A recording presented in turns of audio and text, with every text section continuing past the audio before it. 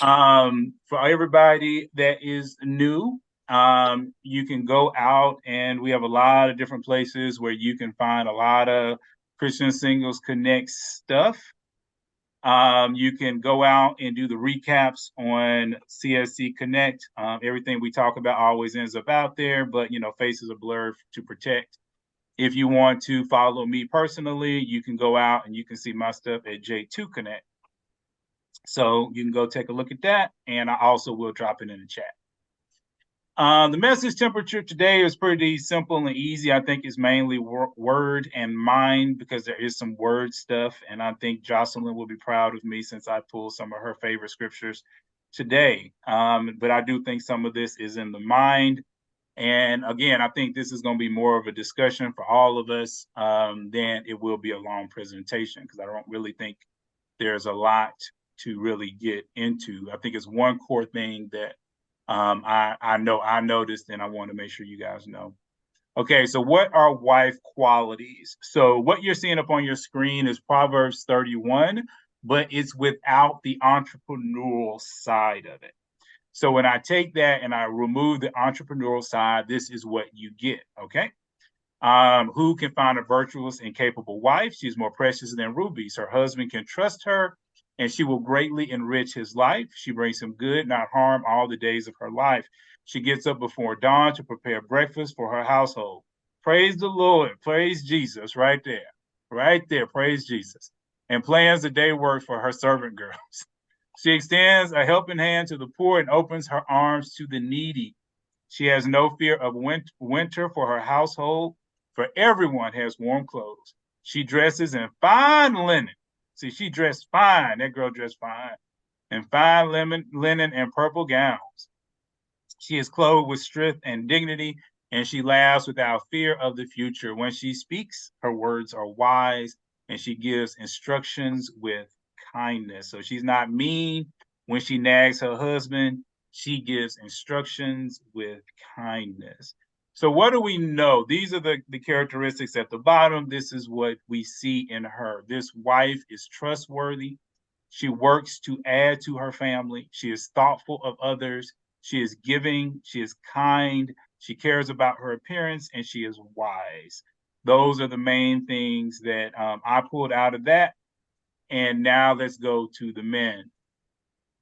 For this is the quote unquote biblical order of things. Some women have a problem with this, but hey, we're gonna keep it real over here. So Christ, then the husband, then the wife, then the children. All right. And the only time I say that these two need to be reversed is if the woman just wants to walk in her alphaness and she'll just have to take on that full role of being a servant leader. Okay, because whoever is the leader actually does the most work. At least that's how it's supposed to work. So for wives, this means to submit to your husbands as to the Lord. For a husband is the head of his wife, as Christ is the head of the church. For husbands, this means love your wives, just as Christ loved the church. He gave up his life for her. In the same way, husbands ought to love their wives as they love their own bodies. This is my little trying to make sure that you understand what God is saying. No man damages his body by stabbing it or shooting himself in the foot. All right. So this is one of the scriptures that gets read a lot, but I do think a lot of men and women kind of misinterpret Ephesians 5 because I think what happens is they focus so much on the submission side for women to submit to their husbands, but whoever is leading, there's actually more work on you than the person who is under you. We've gone over that lots of different times, showing how Jesus was a servant leader and he worked harder than any of his apostles or the people that followed him. He was always working. He was always putting what he cared about on the back burner for the people who followed him. And this is exactly how men are supposed to lead their wives. This is where a lot of women get upset. They get mad. They start to say these men ain't about blah, blah, blah, because a lot of men don't understand that your needs come second to your wife's needs. Okay? Because if she's your body and she's hurting, then the first thing you're going to do is you're going to take care of what's hurting first before you start to deal with the rest of you. And like I said, that is where a lot of people make their mistake. They need to understand that it's all about, if you want to lead, you need to be a servant leader, and you need to make sure that you are taking care of her. So husbands lead by taking care of your wife above yourself, being a servant leader. Her needs, desires, and concerns rise above your own. If you do this, you're not going to have too many women that are going to be mad. They're going to be very happy to submit to you, because they know submitting to you means that you're going to care about their desires, their wants, and their needs. All right. So, how do you be a wife? And what's the difference really between a wife and a girlfriend? Well, a girlfriend is loyal for a time. She's not always loyal. She might cheat on you tomorrow. She might hang out with you a while and be like, "Man, you ain't about doing nothing," and she out the door. Her stuff is her own stuff. You know, we have this whole thing about what's mine is mine and what yours is mine. Well, when you're married, what's mine is mine and what yours is his. Because you don't have your own stuff. You can't be selfish and be a wife. That's a girlfriend mindset, that I buy things for me. I take care of me. I'm only concerned about me. All those things are girlfriend qualities. When you care about yourself, when you're only concerned about yourself. Girlfriends are lazy and uninterested in helping. They don't care about your house. They don't care about your dirty dishes. They don't care about how you dress. They don't care about those things. They're just there to hang out. They're there to enjoy themselves for a moment. It's like going to a movie or to a play. They don't see why they should help out at all. They use their appearance as power over the man, or to get to the man that they want. They're not always open to share knowledge to help you get better. And sex for them is just strictly 100% for fun. It's not for a spiritual side or anything like that. Now, what's the difference between a girlfriend and a wife? Well, a wife is trustworthy. She works and adds to her man. She's trying to build up the family. It's not so much she's trying to add to him as much as she sees the family unit as worthwhile. And so she's working towards adding towards the family unit that's coming together. She's thoughtful. She's thoughtful of others. She's thoughtful of her man. She's thoughtful of her children. She's thoughtful of everybody around her. She's giving. She's kind. She cares about her appearance. She's wise. She reserves her sexual relations only for her husband. She's not giving them out to everybody that's walking around, and she's supportive. So, what we really can see the difference between this wife and this girlfriend is really the sense of self, really the sense of, why am I going through life? A wife says, I'm going through life for the support of my family, for the wonder of being united with another human being and trying to do for him and for God. A girlfriend says, hey, I'm here for me. I'm chilling. This is all about me, and I'm not worried about nobody else. When you have a boyfriend, it's almost the same. A boyfriend can be loyal for a time. He don't really care about you. He's just hanging out with you. You know, he might have sex with you today and have sex with somebody else tomorrow. Okay, he's selfish. He doesn't care about your feelings. He's lazy and uninterested in helping you do anything. You ask him to cut your yard, he's like, why cut your yard? Well, do I look like the yard man? I don't know. You ask him, hey, can you, change out a light bulb? I don't want to change out no light bulb. This ain't my house. This is your house. So he doesn't really care. He's all about himself. What does a husband do? He's trustworthy. He's watchful. He protects and guards you. He's self-sacrificing. He's wise, and he holds his sexual relations for his wife, right? So what is the core element to all of this? And this is really the summation of today. And then, like I said, we'll go into conversation. When you have a job, like when somebody gives you a job, immediately as you come in, you take ownership of the position of said job. It doesn't matter if you're an executive assistant. It doesn't matter if you are a manager. It doesn't matter if you are working as a janitor.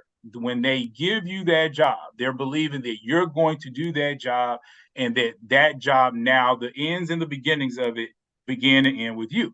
When you buy a car, as soon as you buy that car, they're assuming, like I said, if you're going to finance it, that you're going to start making payments. You don't leave that lot believing that you're not going to make payments. So when you date, okay, and you find a person that you're interested in, this is important that you find somebody that you're interested in, you should be diving 90% in, and when I say 90%, and I know it says all on the screen, is because you want to make sure you're not being taken advantage of and not being put in a placeholder position. However, you are supposed to start acting like a wife or a husband right now. Okay, you don't wait.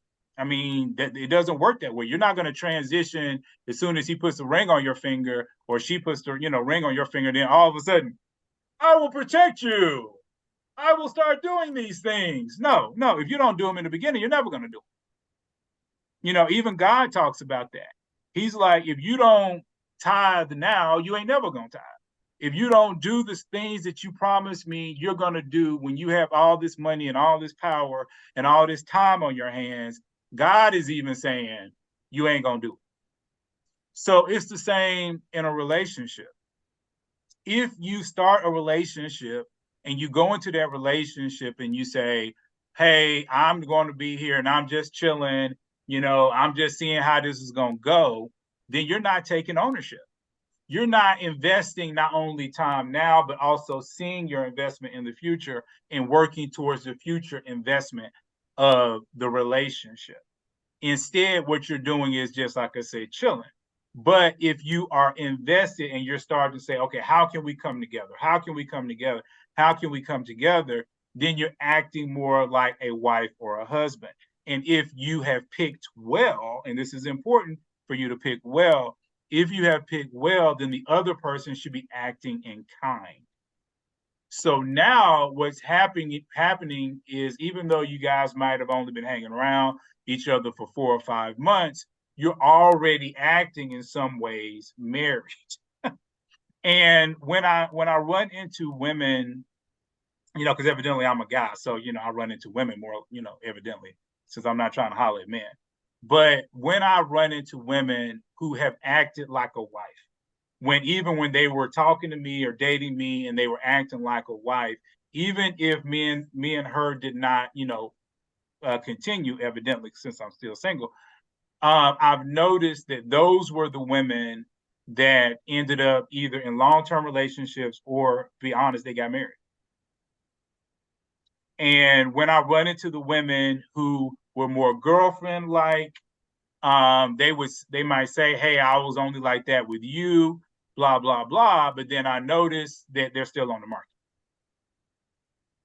So there's a difference when a person comes in and they're fully invested, or I would say like 90% invested. Because like I said, you got to protect yourself to make sure you're not being taken advantage of. But it's an ownership place. It's an ownership to say that, hey, I am building with you. And so what does this look like? And we've talked about this before. And in fact, one lady, she asked, this was her testimony that she sent back to Christian Singles Connect. Because, one of the things that I was telling her is that great men are going to help you. And so what ended up happening was she had this guy, the guys would always come over. She never wanted them to help her in her house or anything like that. Never put up light bulbs, never paint, never do anything. And what she noticed was she wasn't ever finding really great guys. And I told her, I said, you got to stop that. You have to let the guy help you. And so she was like, okay, because you said it, I'm going to go ahead and do it. And it wasn't just me that was encouraging. It was all CSC. And like I said, about 3 or 4 months later, she actually sent us an email. And she said, I took you guys' advice. I let the next guy help me. And he did help me. And he was a lot more responsive to help. And she was like, I noticed that it was just a huge difference in the way he acted. It was a huge difference in the way that he moved. It's a huge difference in the way that the relationship worked. And she was like, I'm now in the best relationship I've ever been in my entire life. Because if the man does not come in as a husband, if he doesn't come in with ownership, then he ain't never going to do it. And you're just wasting your time with guys that ain't about nothing. And it's the same thing with guys. When you are so infatuated with the woman and you just think she's so cute, but she won't roll up her her sleeves and put on some plastic gloves, to wash some dishes because she worried about her fingernails or whatever it is that she thinks she's so cute, then just be prepared for a woman that's going just eat up all your money, and she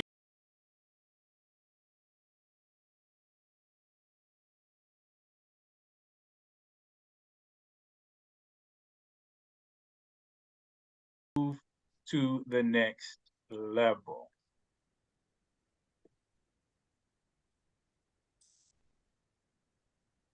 Anybody want to talk first?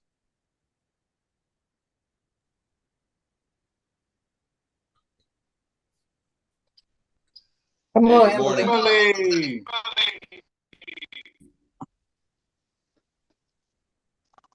Hi, Jay. How are you? Good. How you doing? Good. So can I just kind of repeat in a just in a little ball what I believe I think you I heard. So we know a girlfriend is Laurel at some times and she's here only for herself. But and if and when you get into a relationship, and I'm speaking of as a woman, Mm-hmm. you should actually start acting as a wife.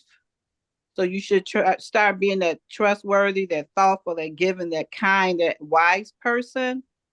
So is there a kind of thin line, a blurred line, because you really don't want to completely act like a wife if you're not going to be, wife to that person. So do you give it up for, No, you go ahead. know, I'm sorry. so Jay, do you give it all before you actually know that you're in that relationship heading for a marriage? For me, I do. I give it all. When I'm dating a woman, I'm always a husband. In fact, I don't even know how to date another way. It is pretty much impossible for me. In fact, when I've held back, I've actually had women tell me, I can kind of tell you're holding back. Because my natural way is just to be a husband. I think the issue that people have, and the reason why they're afraid of that, is because either people have picked someone that doesn't really care about them, or they found somebody that is, like I say, pretty much just taking advantage of them.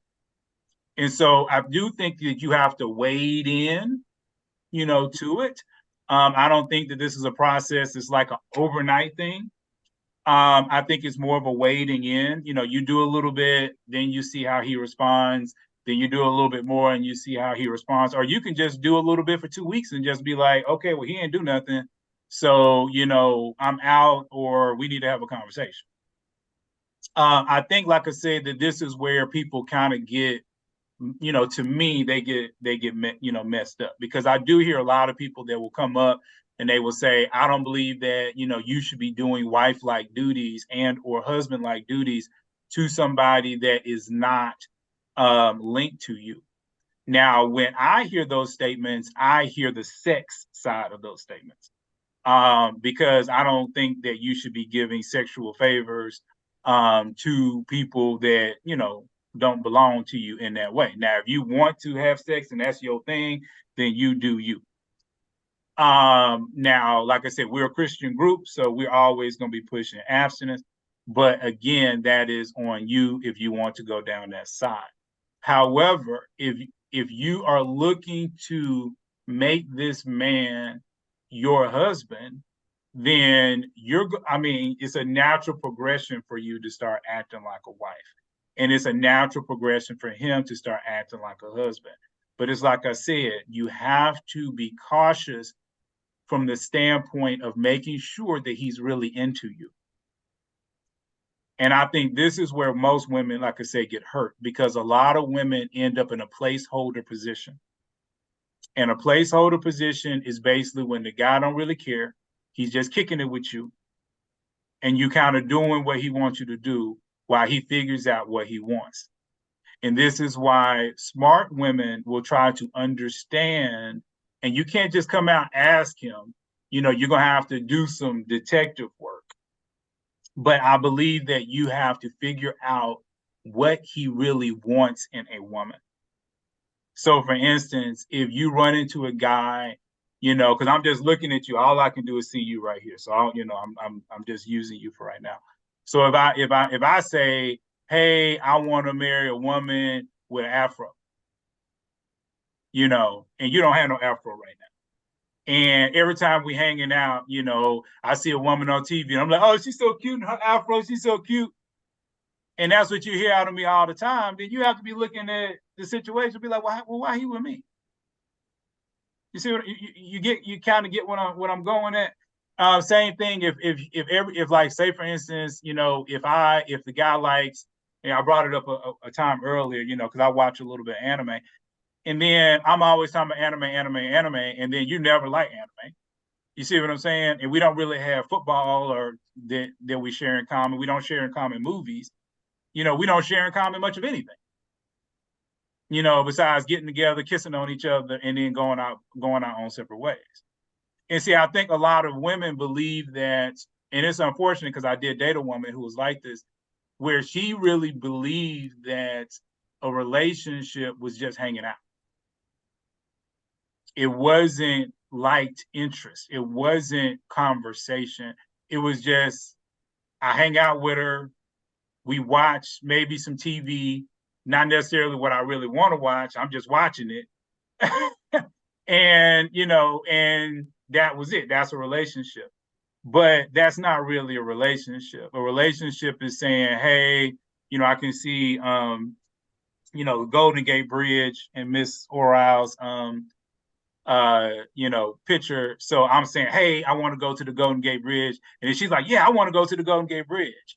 And then we both come up with a plan to go to the Golden Gate Bridge.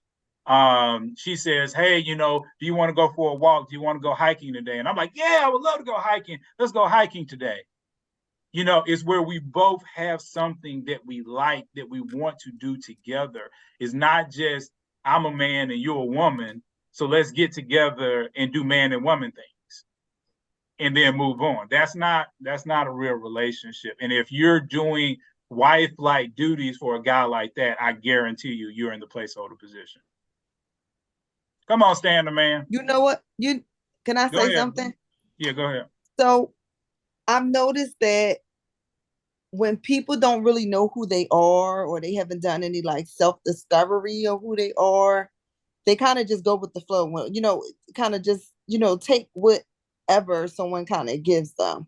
And sometimes it takes a little more maturity for you to come to that, or, you know, you have to spend some time by yourself. But I'm also noticing that, and I see even like with men, some women too, people are usually not alone. They always have that be around up under someone, right? So it's kind of like, not saying we should all be alone because we shouldn't, but it's kind of like, how can you really develop who you are, what you really like, and all of that if you're constantly in relationships with people?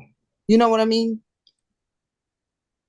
That's an interesting one. Anybody want to comment on that? I know we got Stan, so I'm gonna go to Stan, but somebody else might want to comment on, you know, that in a second. Go on, Stan. You're on mute right now, though, brother. I think Patty, did you want to comment on what LaRonda said? Yeah, very quickly. You know, be very selective with choosing the right person. Sorry, Stan. We kind of got out of order a little bit. Go ahead, Patty. Uh-oh. I believe chemistry is not enough. You have to ask good questions and ask questions. What have you done for the past 5 years to improve yourself? How have you grown from your past relationship? Ask many questions and you will see what that person brings to the table. And what I mean is, when it comes to emotions, is that person emotionally mature enough? Nobody knows everything. Nobody has all the answers. But is that person mature enough to at least try to make it work with you? Or is that person able to look at their own shortcomings and be aware what they have to work on? So it's more self-awareness. Ask many questions, and sooner or later, you will see who is worth investing and who is not. And again, I'm going to say one more time, chemistry is not equal having a good partner or having a good relationship with somebody. And that was my mistake in the past. When I was attracted to somebody or somebody was chasing me, attracted to me, I assumed it would be a good partner, but it was not the case at all.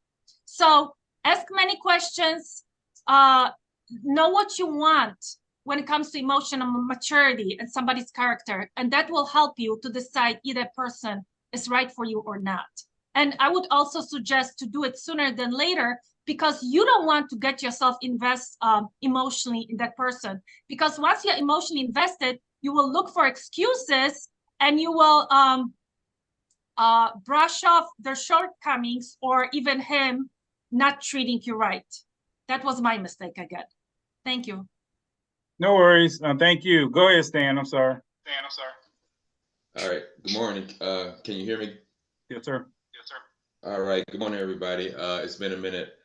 Let me get right to the point. I think with the, I'm speaking to the men, the brothers that's on the phone, on the call. I'm speaking to everybody. I think the baseline we need to figure out when we're dating someone is to find out if that woman is taking her cues from society or she's taking her cues from the Bible. And I say that because when I hear a lot of women that I've met, I've been in Georgia for almost 2 years, and the majority of the women that I've met, they are so consumed with the man's supposed to court me, the man's supposed to court me. But the thing about that is when they're so focused on courting, a lot of the times they fall short of reciprocating what they should be, showing that they have a stake in the game. They're so consumed with what the man should be doing, and they're sitting back enjoying the ride, versus, like you said, Jay, when you're in a relationship, a good man is gonna be doing things for you. You don't have to ask, or a good woman is gonna be doing things for you. You don't have to ask. You know, she comes up to your place, whatever. You know, you make her say you're tired. You know, she might rub your feet, you know, and that's an inside joke for those who've been on the calls before. But I think, again, it goes back to where she's getting her cues from, where she's taking her cues from. If she's listening to the world, if she's listening to society. If she's listening to the world, you're wasting your time. Okay. I mean, I can understand that. You know, and I'm just gonna let that ride so the women can talk about it and move on. I did want to say one quick thing about what Patty said, though, because I did agree with this, and this has been on my heart a lot lately, right before I go to Tashawn, and this is the whole concept of chemistry. I do think a lot of women especially need to double check their chemistry, because chemistry really is just sexual desire. Okay, I'm just gonna say what it is, right? And so what it is when you meet a guy, it is the sexual energy that you get from that guy. But you have to recognize that every guy is going to give you a different type of sexual energy, and most guys are going to be different depending upon where they were at a different point in their life. Just because you don't like the literal sexual energy that you get at the very beginning does not mean that that is not a good person. What it just means is that you do not understand that person's chemistry. And there was one woman I dated, and I talk about her all the time because when me and her first started, we did not have sexual chemistry at all.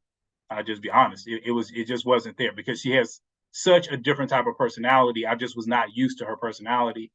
And then what ended up happening was after we became friends, because we had just decided to stop dating because of that. And after we became friends and I hung out with her after about 4 or 5 months, I started to understand her sexual energy. I started to understand her flow. And at that point, she became a lot more attractive to me. But I just needed to get around that energy and actually stay with it to actually know and work in that flow. And most of us, our problem is that we are dating the same sexual energy that we dated in the first few dates and the first few relationships that we had. So if you go all the way back to high school and you was basically dating, you know, this jerky dude, then you look at yourself now in your 30s and 40s and 50s and you're like, damn, I'm still dating the same dude in high school. And then it starts to make you think that that's the only guys that are out here.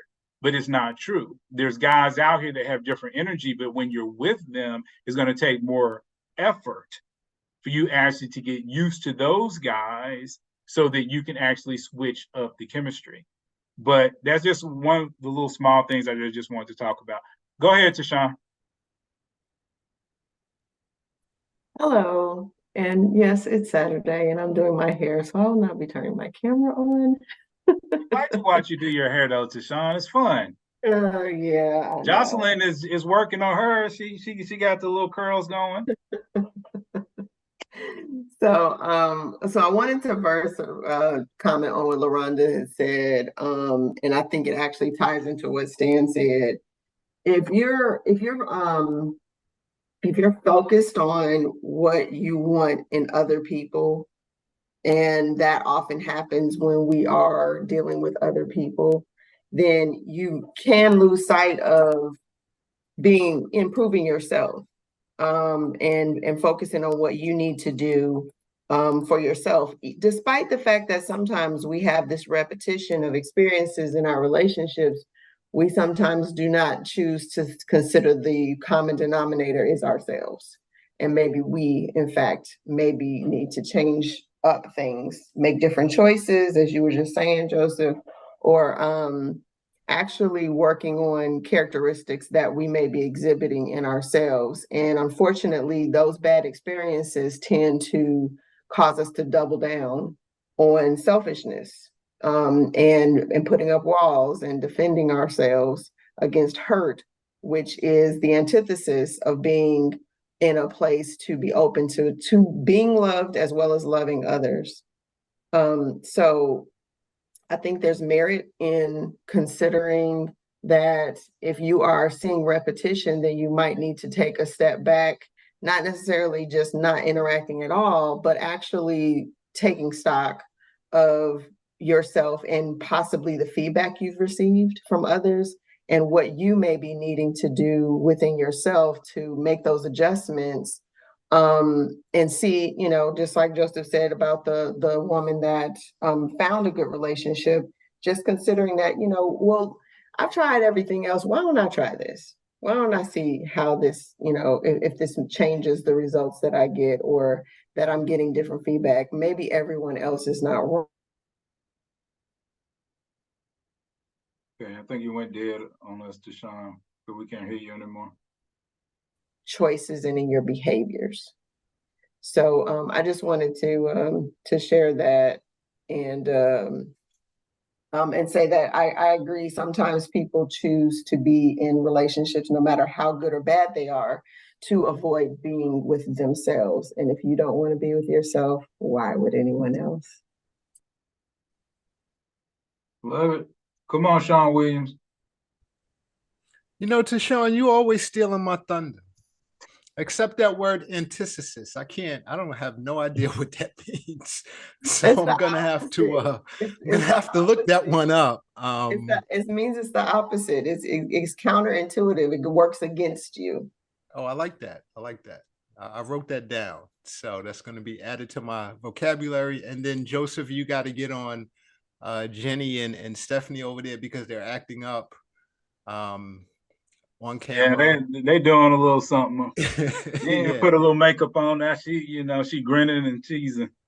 But irregardless to I'm just gonna speak for myself. I'm always looking to create value or bring value or enrich or enhance other people, whether it's I'm on a date, whether it's somebody I meet in the street, whether it's a coworker, whether it's a close friend, whether it's a family member.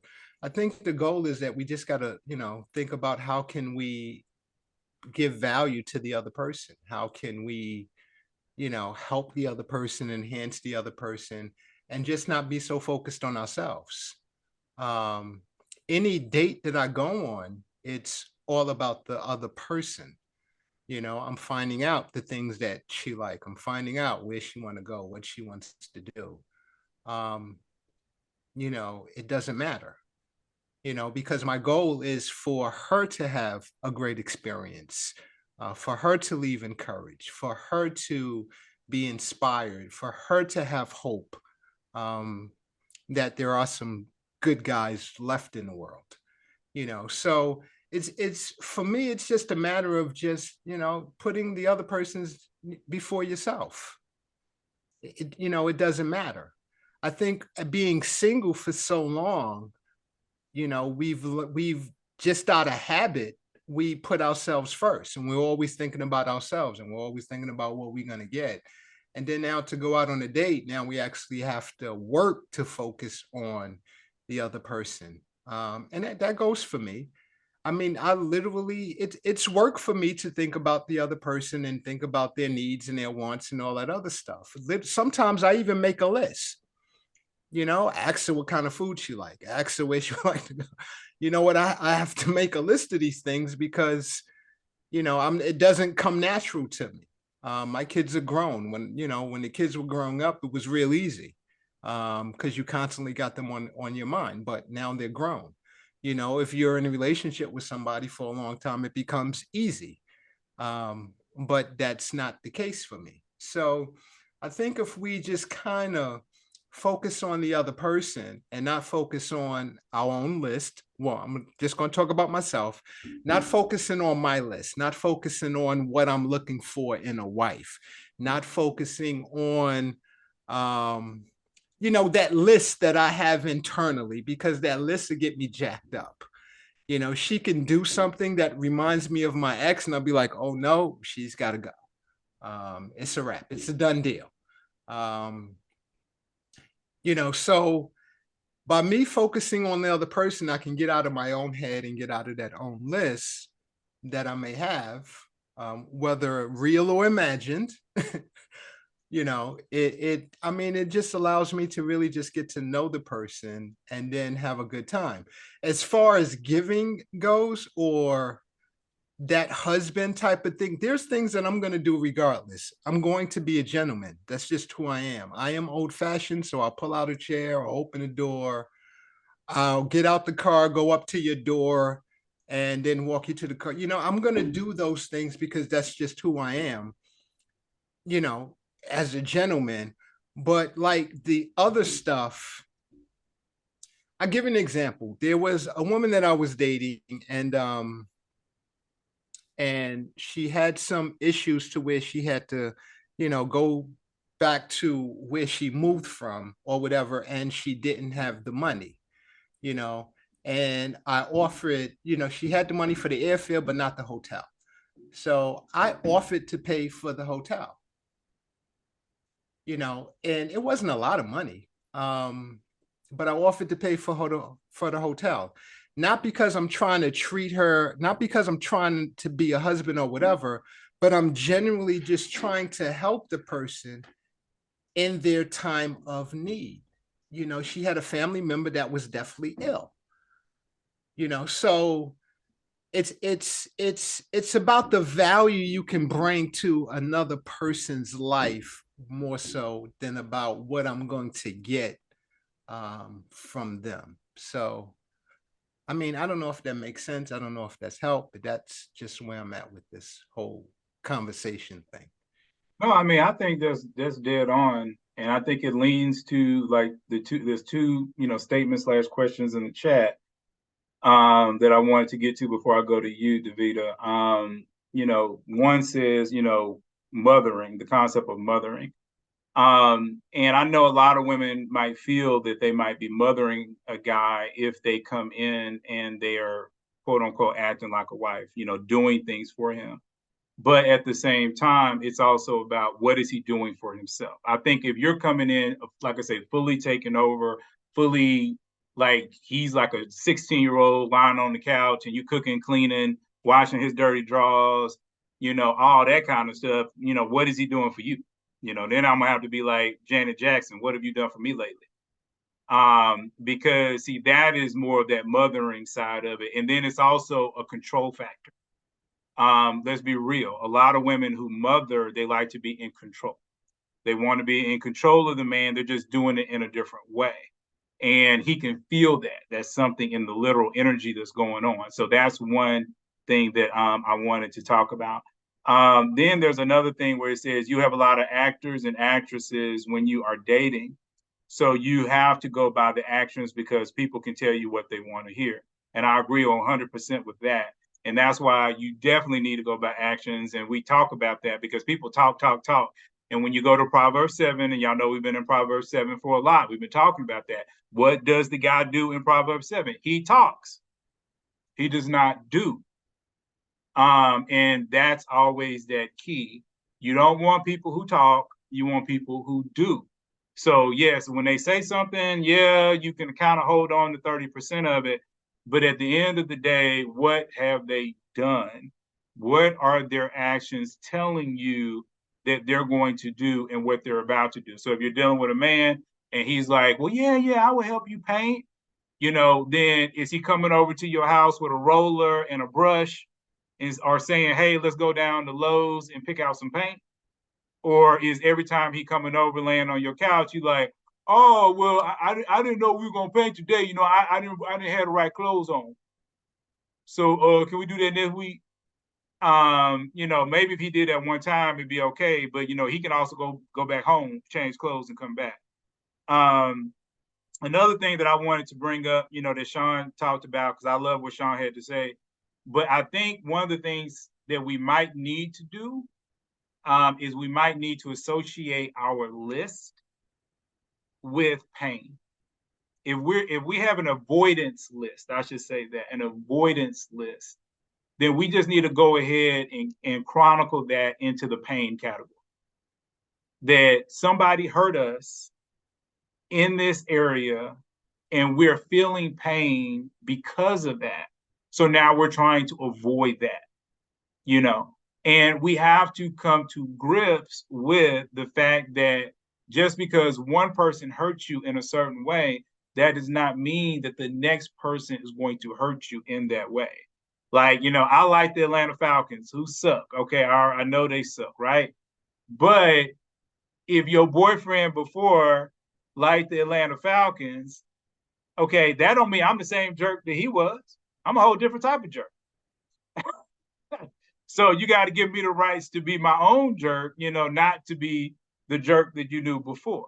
So, I think we can get caught up in that because if we do not handle the understanding that that the traits of one person don't necessarily pass into the next person, we can kind of get caught up and lose out on a great person just simply because they might have had one or two traits that you're worried about or concerned about that cause you pain.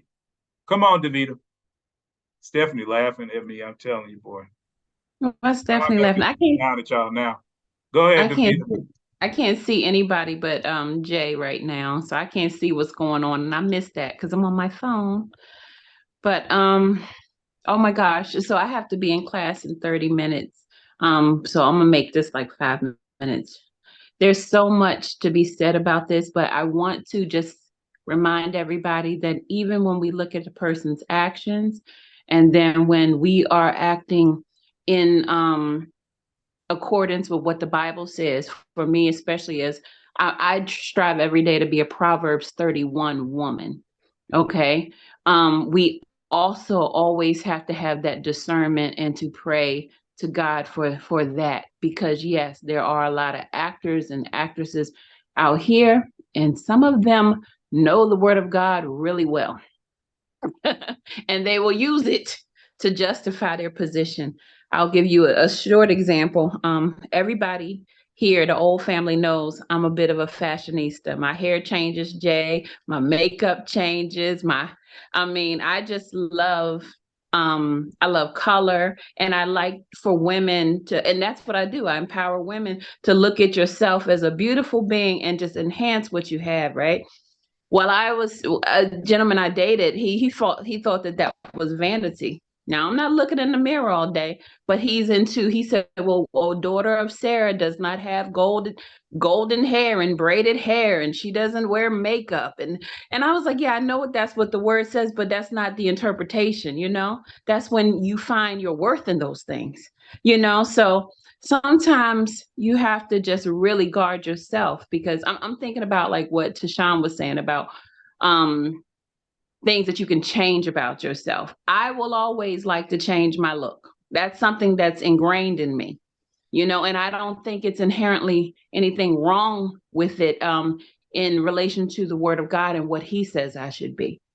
So even if you meet someone who is a brother in the church or a sister in the church, you have to ask yourself, okay, this is on the right path, but is this the one for me? Okay. I would also like to mention that we started out talking about the 90%, or Jay, you said you have to be giving yourself as a wife or as a husband from the very get-go, but you also hold back a little. And I agree with that, because there are people out here, again, if you are doing what God called you to do, if you desire to be a husband or wife, there are people who zone in on that and they will take advantage of it. Okay, it has happened to me, especially because you are like, I'm a giver. I'm a giver all day long, and I don't even think it's about being a husband or wife in the heart. It really is looking at a man that I might find attractive or somebody I'm meeting. That's my brother in Christ, so I'm going to feed him. If he needs something, I'm going to do it. If I'm over there, I'm going to clean the house, just because we're supposed to help each other, right? That's what we're called to do. But if you're dating someone and in the first week you meet them, a guy, and his cell phone goes off, and I did not offer to pay the bill, that's a problem. He thought it was a problem because he said we're supposed to give. I just met you a week ago. You mean to tell me you can't pay your own cell phone bill? I don't feel that I'm supposed to help you do that. You're supposed to be able to maintain your own self. Like I maintain my own self.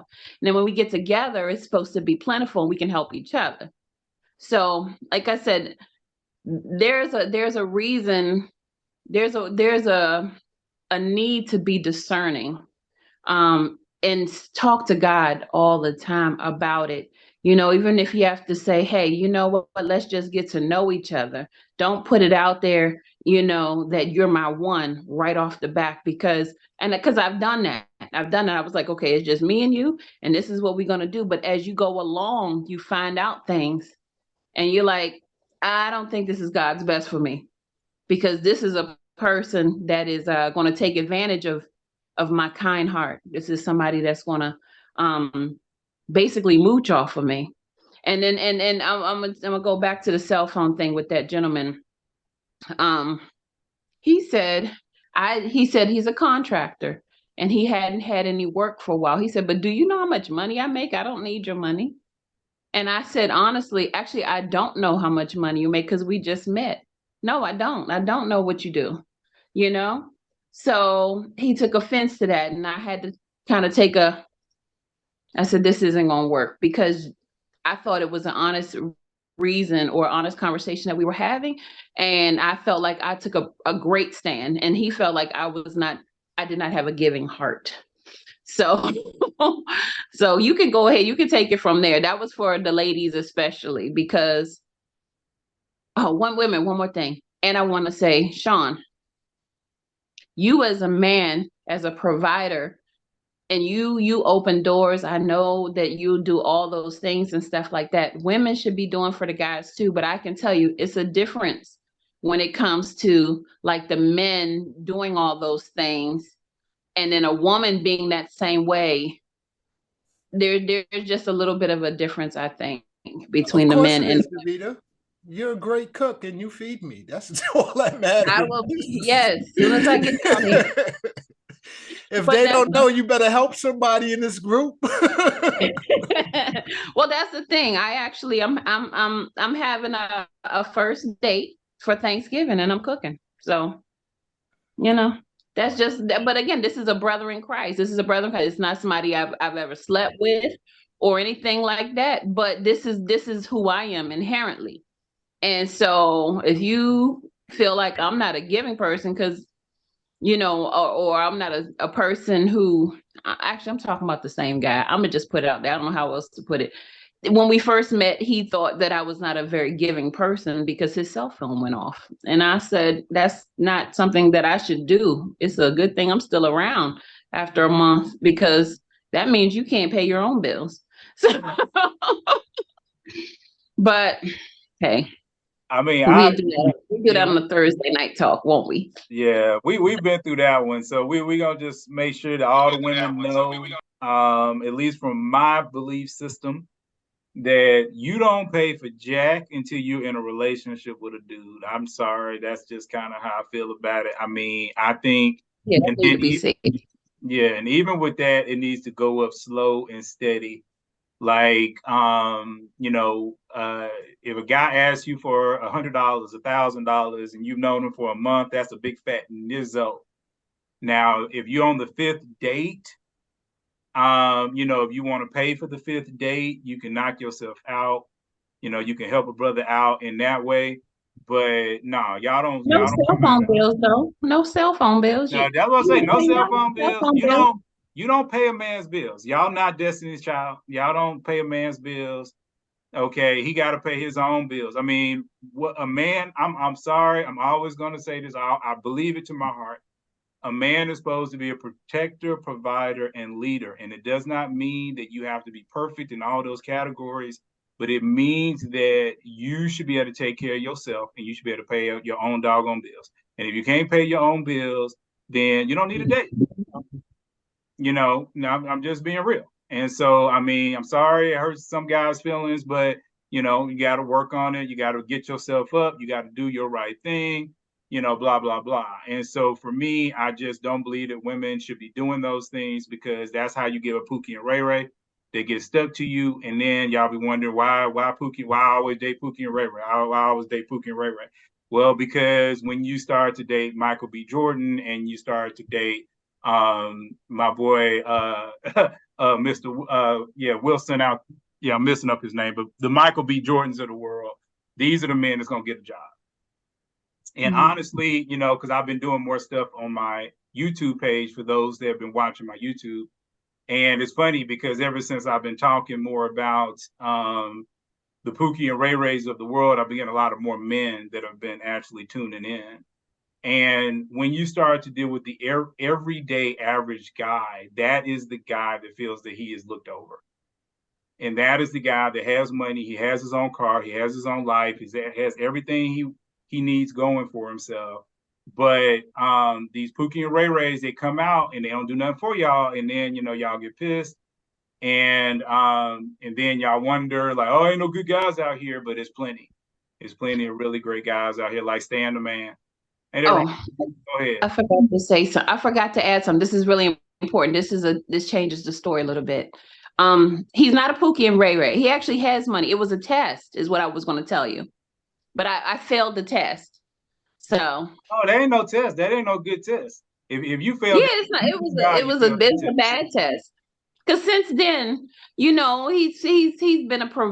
been providing. He's put up money and things like that for me since then. But it was a test from the beginning, and I failed it because I was like, that is somebody that I wouldn't even talk to anymore because I felt like they're not taking care of themselves. Well, he might have pain. I think he's probably had pain, and I mean, maybe you overlooked his pain. So praise God for that side of it. Yeah. Because, like I said, we all have pain. But, and so maybe the test, through that, he was trying to see if you were a giving woman and that if you were going to be greedy from a financial place, because maybe a woman before you hurt him in a financial situation. So he was trying to see whether or not you would be that way.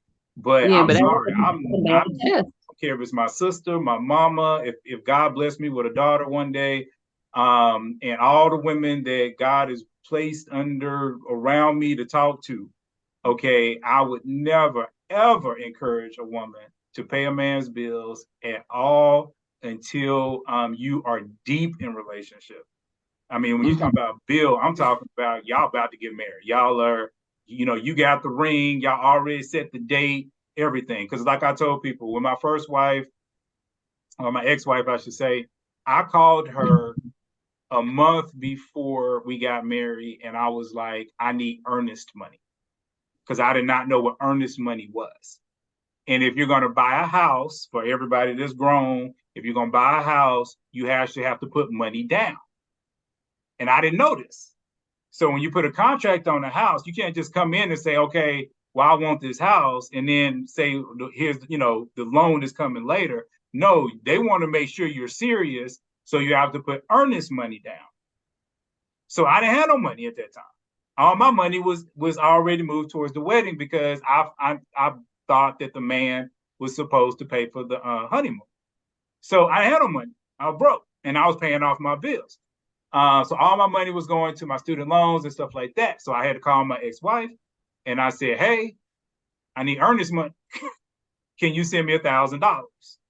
And she was like, okay, I'll bank transfer it over to you. But we about to get married. You see what I'm saying? She's about to live in the house that I'm about to buy with the earnest money. Right. That's different. That's especially. And that's my point. You can get that. Yeah. If you are that deep into a relationship and a man asks you to send him some money, yeah, send him some money. But if y'all been dating for 3 months or even half a year, and he like, I really got this idea to be a rapper, and I got this great album. I just got to pay for the studio time. Come on, hook a brother up with $2,500. Nah, you need to leave that dude. You need to leave that dude. I gotta go now. I gotta go to class. I'm sorry. God, we'll see you later. All right, bye, Davita. All right, bye. Talk to you later. Bye, Sean. Later, bye, Sean. Hey, no, my question was for Davita. Oh, okay. Well, she's out. Davita's gone. Oh, she left. All right, never mind. All right. So now we got Jenny and Stephanie. I thought Sean had put his hand up. I did. Go ahead, but then, they Sean. can go, and then I'll go after them. They didn't put their hand up. Joseph just picking on them. No, she had their hand up. Or they moved around. Oh, I'm sorry. I'm not paying attention. My bad. Go ahead, Sean. Why y'all getting quiet Hey, then, put your Jenny and hand down. Stephanie? We be talking about. Oh well, Davita's back. So Stan, you want to ask Davita the question? I came back because I heard Stan. Yeah, and then our question was for Davita as well. We just wanted some clarification. Dang, Davita, Okay, go ahead. Go ahead. This is Davita's presentation. No, not today, but it will be soon. Go ahead. Go ahead, Stan. Hey, Davita. Hey, I have a question for you from a woman's perspective. How would you recommend to a guy to still operate in the realm of courting and all that, what a man should be doing? The chivalry, that's automatic. But as far as the courting part, how would you recommend they do that, maintain that without being taken advantage of? How do I recommend courting without being taken advantage of? Yes. How do I? You talking about? No, how would you recommend to a man to still do the courting but then at the same time not be taken advantage of? Right. You just talking about in general or financially? Because I know I don't know if y'all can hear me. It's a little staticky right now. A little lag. Hold on. Yeah, Stan got a little bit of a lag going. So from your perspective, Davita, if you're dating a guy, you're going out with the guy, or let's say your son, put it that way. So your son's dating a guy. I mean, not a guy, a woman. So your son's dating a woman, and you do not want him to be taken advantage of, but you want him to court this woman properly. Okay. How does he do that financially? Because remember, when men go out on dates, it costs money. Even if you want to go out of town, it costs money. A lot of things in life cost money. Even if you say, hey, well, let's go for a walk, you might go for a walk and then both of you get hungry and then you're right in front of a restaurant. Even if it's a corn dog stand, he still might have to go out of his pocket $12. So I think what Stan is concerned about is, courting costs money, So how does a man go about that? How would you encourage your son to go about that and not being taken advantage? Okay, so I could talk about that 2 different ways. Number one, yes, I have a son who's 26 and he's doing well for himself. He just landed a job with Disney, okay, as a multimedia designer. So he attracts women who are like, oh, you got a little bit of change. So I'm always talking to him about that. But the bottom line is that it should be reciprocal. If a man is taking a woman out for dinner, there should be times she should be going to the grocery store, spending her money and making this man a 5-course meal. Okay, packaging it up. Okay, thank you. Packaging it up and taking it to him so he got food for the week. Okay. And taking it to him so he got food for the week. Okay. So it's supposed to be a give and take. So if sometimes if the last time y'all went out to eat, he paid for it, next time y'all been talking on the phone, y'all know the movie you want to go see and everything, she should say, babe, I got the tickets for us to go to the movies. Will you come pick me up? Like it should be easy for her to think about those things. If she's thinking about it, that man, most men will say, oh, you didn't have to do that, but they're really appreciative of it, So that's an easy thing. If that woman is not doing those things, she's a taker. And it should be, I don't know who Calvin is. But no, I mean, Calvin, what Calvin is saying is the truth. See, that's the whole thing of what I'm talking about. When you are acting like a wife, you take ownership of your man. So now you're looking at him, like you say, you're looking at his refrigerator, and you're like, you ain't got no food in here. Let me get you some food ready for the rest of the week. Yeah, that's easy. That's an easy thing. If it's the weekend, and maybe you washing your own clothes and you make a little joke about it, you be like, I need a maid to wash my clothes. You would say, bring them over here and do it. It's not gonna be taking advantage of that woman because it's reciprocal. And if you're with someone who notices that, says thank you and everything, that you're building something now. But it shouldn't be, I'm always doing for you and you're just taking from me. So, you got to pay attention to things like that. And I've been in a relationship with that and it didn't work. And I might have ghosted that person. But but no, then I have a conversation and say, this is just not going to work for me because, it's hard to have that conversation, but who said something? Was that you, Jay, saying something crazy? I'm on my phone, so I can't see everything. He's talking to Jenny. Oh, okay. But that is how you would get around that stand.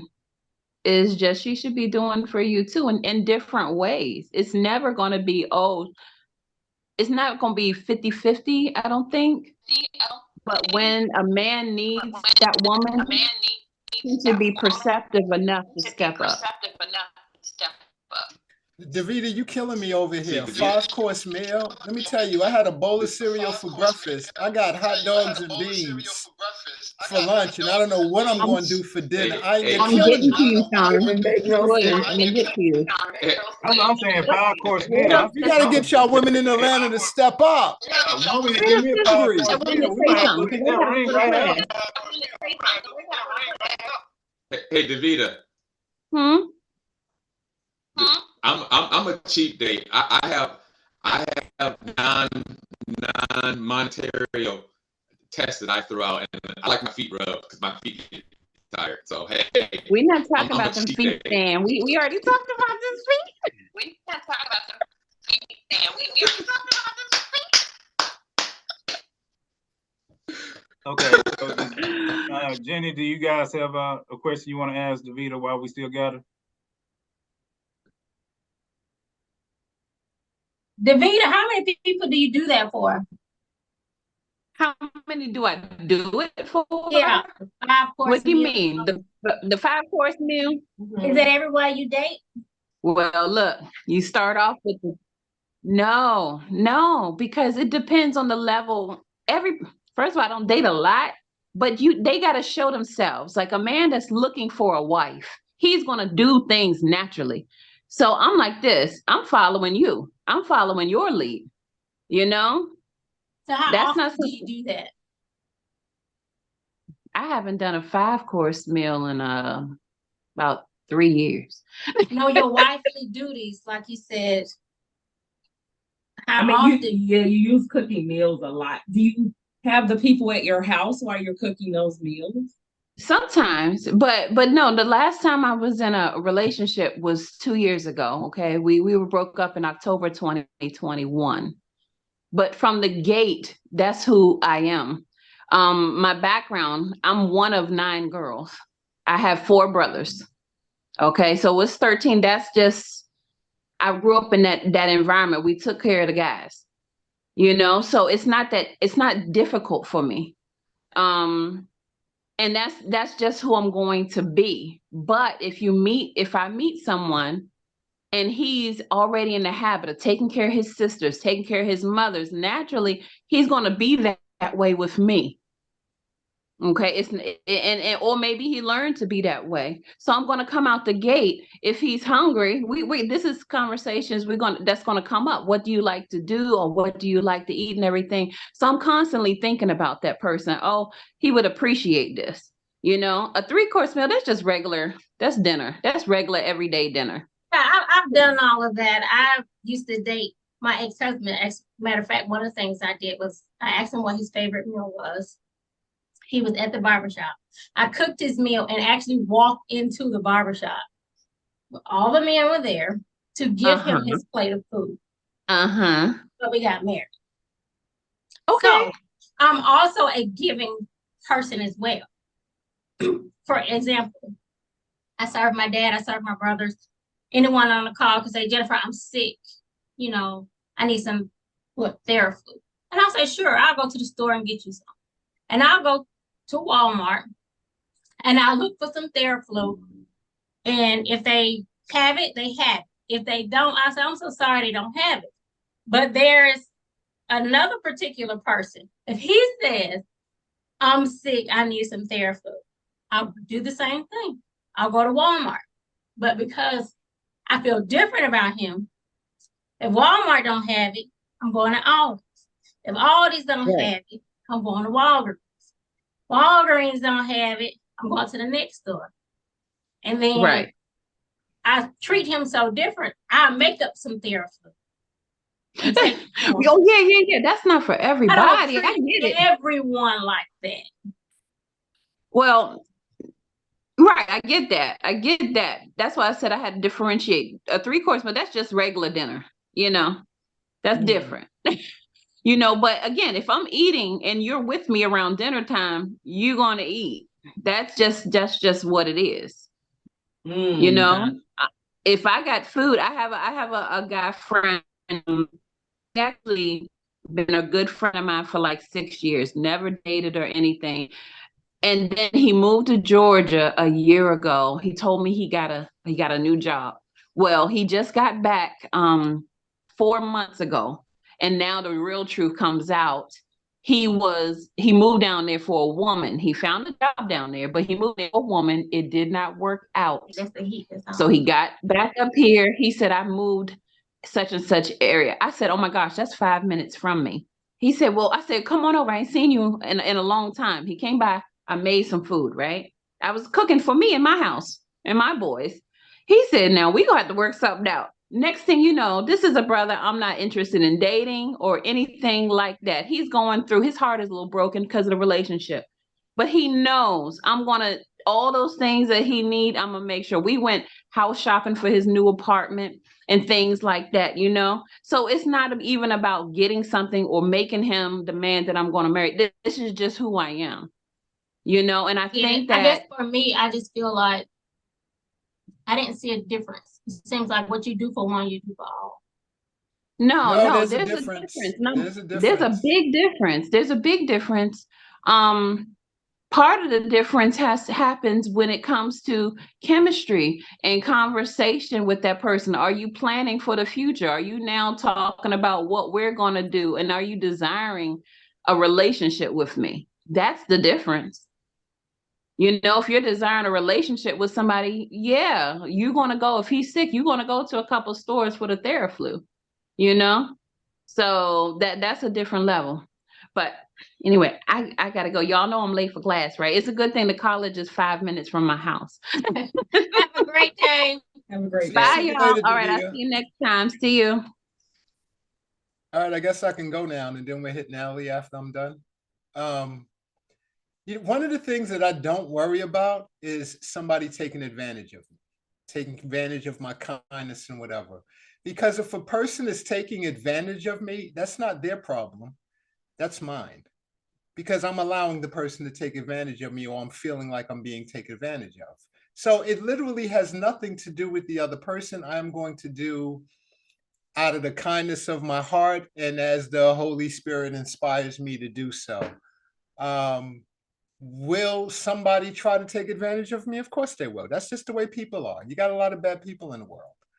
But they are not my concern. My concern is me. There was one woman who thought she was taking advantage of me because she was always like asking for like real little stuff, not big stuff, just little stuff. And I said to her, if you're taking advantage of me, it is literally my fault, not hers. Because as Tashawn often says, you teach people how to treat you. So, and you know what? The bottom line is God gives us the Holy Spirit. We all know how we are. We're not spring chickens. We've been around people who take advantage, people who are mean, people who are, whatever it is. One of the things that I always look for as well, men and women, when y'all go out on a date, when you get home from that date, really analyze how you feel. If you feel empty, there's a problem. If you feel happy and fulfilled, then you know that this is a good person. That's the bottom line. If I come from a date and I feel spent, then I already know what type of person that I'm dealing with. The bottom line. And I know we don't let our feelings. I usually like to say, feelings aren't facts, but it is a fact that we feel. Okay, so, we really have to check out how we feel when we're around a person. How does a person make us feel when we're around them? If you go around them, you went out on a date, and you come home and you're like exhausted and tired and whatever and spent and yada, yada, yada, that's not a good thing. But if you come home and you're refreshed, and y'all know y'all been running around all day long, but yet you still feel refreshed, you still feel excited, look for more of those experiences. I don't really worry about when it comes to me doing stuff for people. First of all, you have to earn your place. You have to earn that right. Somebody like a Davida, me and Davida have known each other for years. Davida has earned the right. Me and Jenny have known each other. Well, it's been years now. Jenny been around for a while. Jenny has earned the right. Joseph has earned the right. I've paid for some of Joseph's meals. Joseph has earned the right. You have to earn it. I don't just give it away. It comes over time. So as you begin to show love and show gift, so if we continue to give out and to do kind deeds for others, God is going to give it back to us, or you would earn the right. There's always going to be takers. Don't let that discourage you. Because with the same amount of takers that there are, there's enough people that are genuinely good people. They really are. And they're really just looking for good people to be good with. And that's the issue. We got too many good people, with their guard up, with the fence around, that they don't want to let down. Jenny, stop it. That they don't want to let down. But God has got me, so I can let it down, let my heart show, wear my heart on the sleeve, because God has got me. And if you take advantage of me, hey, that's my problem. That's not yours. And me and Jay, sometimes we disagree. I'm not paying for every date for 3 months. I'm not doing that. I'm not gonna be going out on no what. If you're lucky, you got the weeks? first. We ain't gonna go on 13 dates. After that, I'm looking for some reciprocity. And if I was to be totally transparent, the last woman I dated, that the last first date I went on, she actually paid. And that kind of goes against of what I kind of preach in this group. But she literally insisted on paying, and I'm not going to argue with a woman. So I was like, all right, well, go ahead. That's because you're a pimp, Sean. I'm just not going to argue with a woman. I'm gonna be like you. And not because of anything wrong, because I can't win the argument. If I can when I learn how to win the argument, then I'll start arguing. I haven't figured out how to win that argument. So, May I say something? I apologize for being late, people. I slept late, and then when I got to my computer, I realized that I had to sign up for Zoom all over again. And because I tutor students, I had to sign up for an educator account, and it took extra long. But basically, I feel that when it comes to dating, as a young woman, I was always looking for someone who was going to do something for me, to make me happy, to give me this, to give me that. And when I got into my 30s, the Lord let me know it's not all about you, it's about the other person. I do believe in a give and take relationship. I'm not going to bend over backwards to please you, and I've just met you, so don't count on it. And I don't count on you doing that either, because that's going to make me suspicious. So if we could just meet up with each other, excuse my phone, if we could just meet up with each other, just on a friendship basis, let's try not to look at it as a possible romance, more or less of just getting to meet someone and find out about them, and they find out about you, and go from there. Romance is a long ways down the road. When you first start dating, we have to look at it like that. Well, that's just my personal opinion. It's a long ways down the road. We need to talk and see if we're compatible first, and we can remain friends or become more than friends. But it has to be very casual. No, I agree with that. Did you have something else you wanted to say, Ms. Williams? I'm sorry. No, well, I couldn't start my video. What I did was, when I first came in, I had blocked the video access because I wanted to get it right on my camera.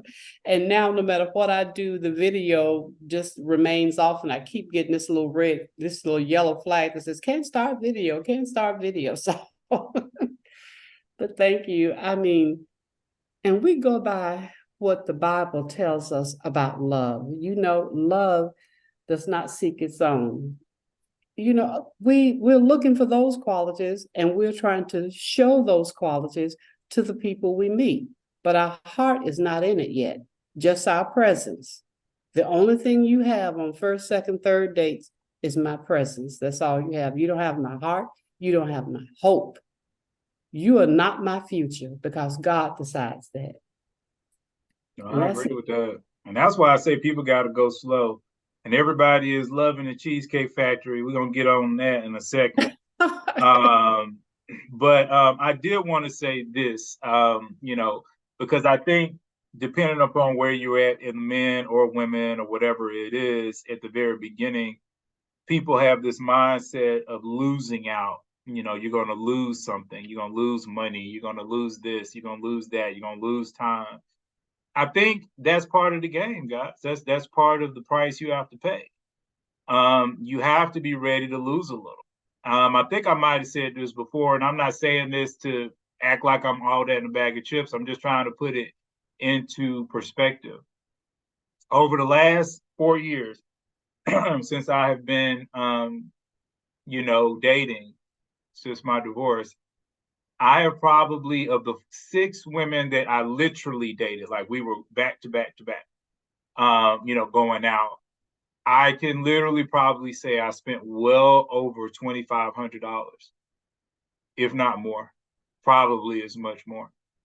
And I don't sit around and get mad about that, get angry about that, get frustrated about that. There was sometimes a woman might have needed a tail light. I had one lady, she kept coming to my apartment because, Sean, look, after I take you out 2 or 3 times, you coming to the house. I'm sorry. But she kept coming to my apartment, and my apartment had a really bad case of always, the little people that did the service, they would ride around the little buggies and nails and screws would come out. So she came over, and guess what? She needed a tire because she ended up with 2 flat tires. So guess who paid for those? I paid for those because I thought it was more than likely it was probably my fault anyway. But she's under me at that point, and we're moving towards what we think might be a future. So I'm not getting mad at the fact that I bought $100 tire. I'm not getting mad at the fact that I bought a $20 tail light. That's life. And are we together now? No. Is she talking to me now? We're friends or whatever. Literally might see her on IG and say something, and then she'll heart the comment that I said. I mean, but that's about it. But I'm not mad about it. I'm not bitter about it. I'm not angry about it. And I think people get angry. They get bitter. I did this for you and you didn't do anything. We didn't. That's just the cost. I mean, you have to pay to play. If you went to Vegas with $500 in your pocket and you sit there and you pull that doggone lever 5 times and you lose your $500 like that, you're not even mad about it. You're happy you lost $500. But yet you can lose $500 if you're a guy over the course of 3 months dating a woman, and then we get upset about it. So I think that, we have to understand that there's a part of this where you just gotta, you gotta be okay with losing a little bit, and still be okay with it. Come on, Tashawn. Did Natalie say she didn't want to? Natalie, you want to talk, or did you lose what you wanted to say? Or I'll were you try to talking about remember. Cheesecake Factory? No, I wasn't talking about. I'm so tired of people talking about the Cheesecake Factory. Oh my goodness. But a lot of things were said. I think one of the main things I wanted to say, because we talk about reciprocity a lot, and I feel like people expect it too often the way that they give it. And I think that's key to understand, not to expect someone to give and do for you exactly the way you've done it. So in other words, if you've been taking this person out, and paying for dates all the time, but yet the person calls to make sure they take care of you and check in, or in Davita's case, make you dinner, bring you lunch, or whatever the case is, that's showing love and appreciation in their own way. Because keep in mind that everyone has a different love language. So you can't expect, if you're doing something for someone, I feel like we should be more heightened and aware that when they reciprocate how they love and show appreciation, it may not come off the same. So I don't want, anyone to miss their blessing and say to themselves, well, I took this person out 6 times, I paid for all the dates, and she didn't pay for not one. But did she make you something to eat? Did she bring you something over? Like when you were sick, did she take care of you? Did she pick you up when you had a flat tire, whatever the case is? You know what I'm saying? I can't think of obviously good examples, but I hope that point is resonating with people. But another thing I wanted to say is Sean kind of hit right on the nail about when he was his last comment about what he was saying in terms of, I'm trying to get the verbiage. He was saying something about expectations and like feeling used or whatever the case is. I feel like people get into that mindset of like being taken advantage of, or feeling like they did so much and they feel used. Those feelings come into place when you've done for someone and you had a certain expectation, and the person again didn't reciprocate the way that you expected them to. So I think it's important for us to make sure that we're not giving to be nice instead of giving because we're actually nice, and we're not looking for anything in return. Because when you're looking for something in return and you don't get it the way you thought it was supposed to be, or if the person didn't give it fast enough, then that's when you're going to be resentful. That's when you're going to, sit back and feel like, oh, I feel like I'm being used because this person should have responded this way and they didn't. And so now I feel like I've done more than what I normally would. So I just want to make sure that's a thing, making sure that we're giving because we actually want to give and not because we're expecting something in return. And there was another thought. I can't think of it. So I guess I'll stop there. Well, that was good. And thank you for not going too deep into cheesecake, even though I know it was on the tip of your tongue. There's, what everybody's been talking about. Tashawn, did you have anything else you wanted to say? Oh, I'm sorry. Jay just reminded me of something with the Cheesecake Factory. Also, I think it's important for us to basically, again, when we're talking about reciprocation, right? So understand if you are giving, because people say, oh, I want to do this, I want to do that, I expect this, I expect that. So if you are also looking to reciprocate, if you treat somebody to a coffee date, don't expect Ruth Chris. Like, come on now. Like, it's a give and take, yes.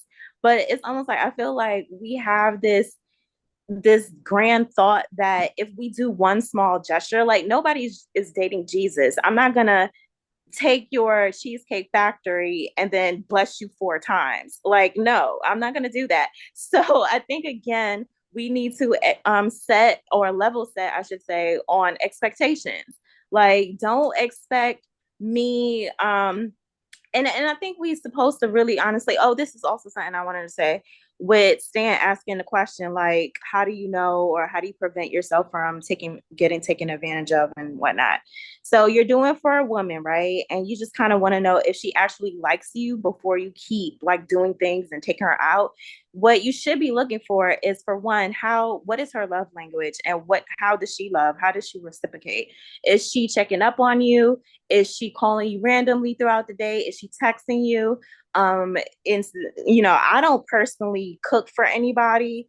If I don't know them more than a month, then it's not something that I could say that I haven't seen too much of. So in other words, like, I think it's also important to see consistency, because I think that's what we miss a lot. And when we're doing for people, but we don't see a consistent habit. So it's just like, make sure that you see consistency, make sure that you see effort before you put in too much of your time in a person. And I'll stop there. I agree with that. I mean, that's what I was saying. I think you have to, like when we were talking about at the very beginning, because we have a lot of people that have joined over the time. And the main thing that we're talking about as far as how to be a wife or a husband is about, coming in as a wife, coming in as a husband, making sure that you're doing what you need to do. But to Natalie's point, you want to watch what the other person is doing. If they're not reciprocating, then there is that whole side of it where they're not doing their piece. So for kind of for Sean and, for me, I think I try to come in, at least for the first 2 weeks, I'm just going to act like a husband 100%, because that's what I know how to do. I don't really know how to act like a boyfriend. So if in those 2 weeks or 2.5 weeks or whatever it is, if it doesn't look like it's working, then I'm going to cut it. I'm just going to cut it at that point and take my losses and move on. And so I think that's one of those things that people have to remember, that, you got to look for the reciprocity. You got to look for the person to do their side of it. Now, I know Tawana wants to talk about cheesecake because she don't go to Cheesecake Factory no more. So come on, Tawana. Oh, well, I was. Oh, I'm sorry, Tashawn, because I didn't know. Go ahead, Tashawn. No, so just so you know, Joseph, the system, because I know you don't normally have to raise your hand, but the system lowers your hand for you. So when you're seeing people lowering their hand, it's not them, it's the system sometimes. Oh, okay. Well, I didn't know that. Yeah, I noticed that because I was like, I didn't put my hand down. Anyway, so I just wanted to say about the being taken advantage of. I think it's may be helpful to think about it from the other side of just basically, if you think about the relationships that you've had, and if those people did some of the things that Joseph was talking about in the presentation, or even what we've been talking about here of just treating each other, treating you with kindness, being considerate, even what Davida said about just having that hard conversation as opposed to ghosting somebody. When you're treating another person well, even if it doesn't end up going where you maybe imagined it to go, there's healing in that.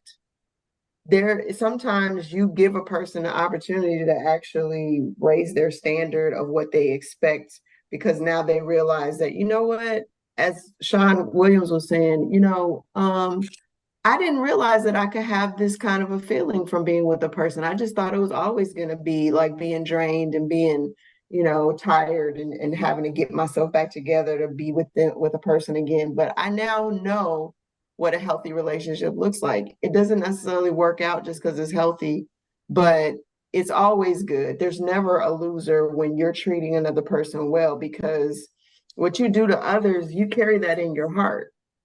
And you have to answer to God for those things. So maybe they feel like they're taking advantage of you or what have you, but don't lower your standard of who you are because of what somebody else does or doesn't do.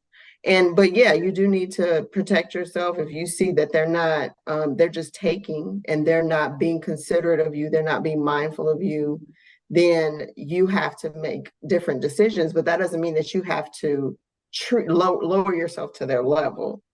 And the one other thing I wanted to mention, and Sean's gonna laugh at me, but I have to mention this because it comes up all the time.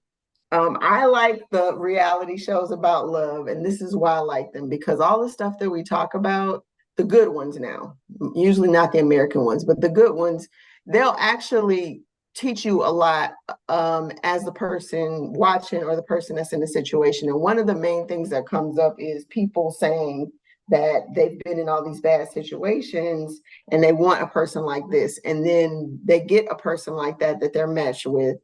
And they're like, oh, there's no spark, I'm not attracted, all of these different things. And if they stick with the process, they do find that themselves becoming attracted to that person because they are actually all of those good things that they said they wanted.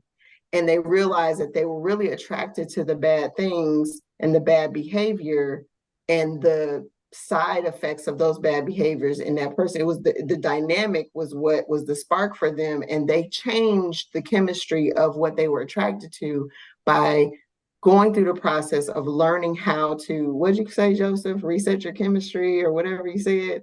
So, but if you don't ever take that chance to say, you know what, just because I don't initially want to jump on them doesn't mean that I can't develop an interest or an attraction to a person, especially if they really are exhibiting the traits that I say I really want.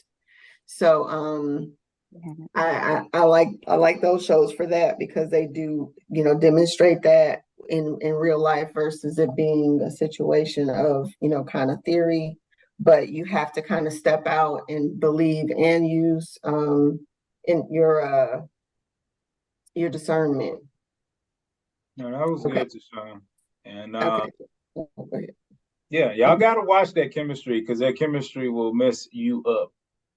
That will mess you up and stop you from finding your person. Okay, so Tawana, I think now we can go to you. And I don't know if it dropped Patty's hand because I know her hand was up after yours, but go ahead, Tawana. Yeah, everybody made some really great points. And I do like the Cheesecake Factory. I know we're not going into that today, but yeah, that's a good date. I don't care what nobody say. But anyway, I was just gonna say that in terms of like courting a woman and what women and women are supposed to do in the course of a dating relationship, for me, I think like the man paying for the date, that's enough, right? Like I do appreciate Jay, your presentation and saying that the man should come forth as being husband and presenting himself like a husband. I would just say that everybody should use discernment and wisdom with that, because and this is a Christian site, right? So we're a Christian group. Um, if you're not, as in terms of discernment, what I mean is this.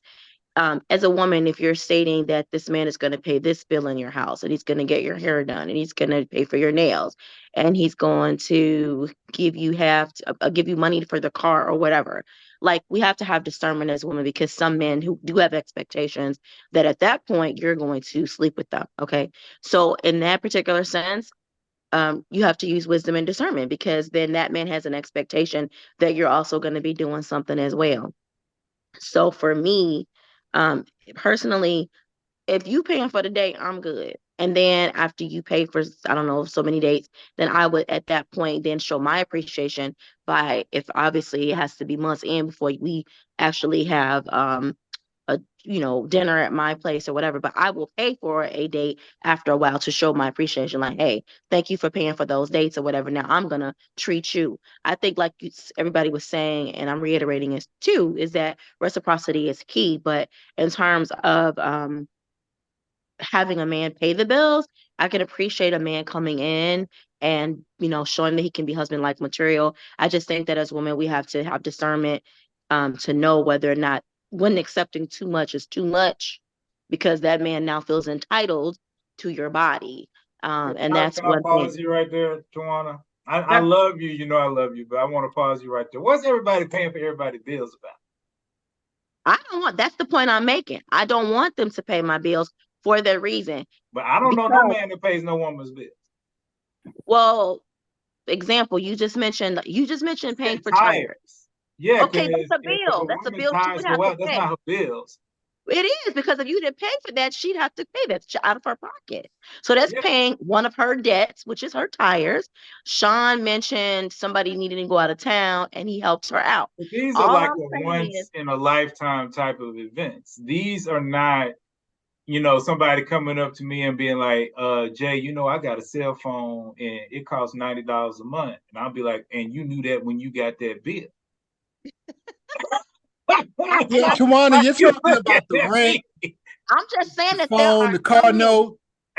There are some men who will do that. That's what I'm saying. And as a woman, you're absolutely right. They're going to want something in return. Basically, yeah. I mean, but that's not what we're talking about, though. The overall energy is a building energy. It's a building to the future energy.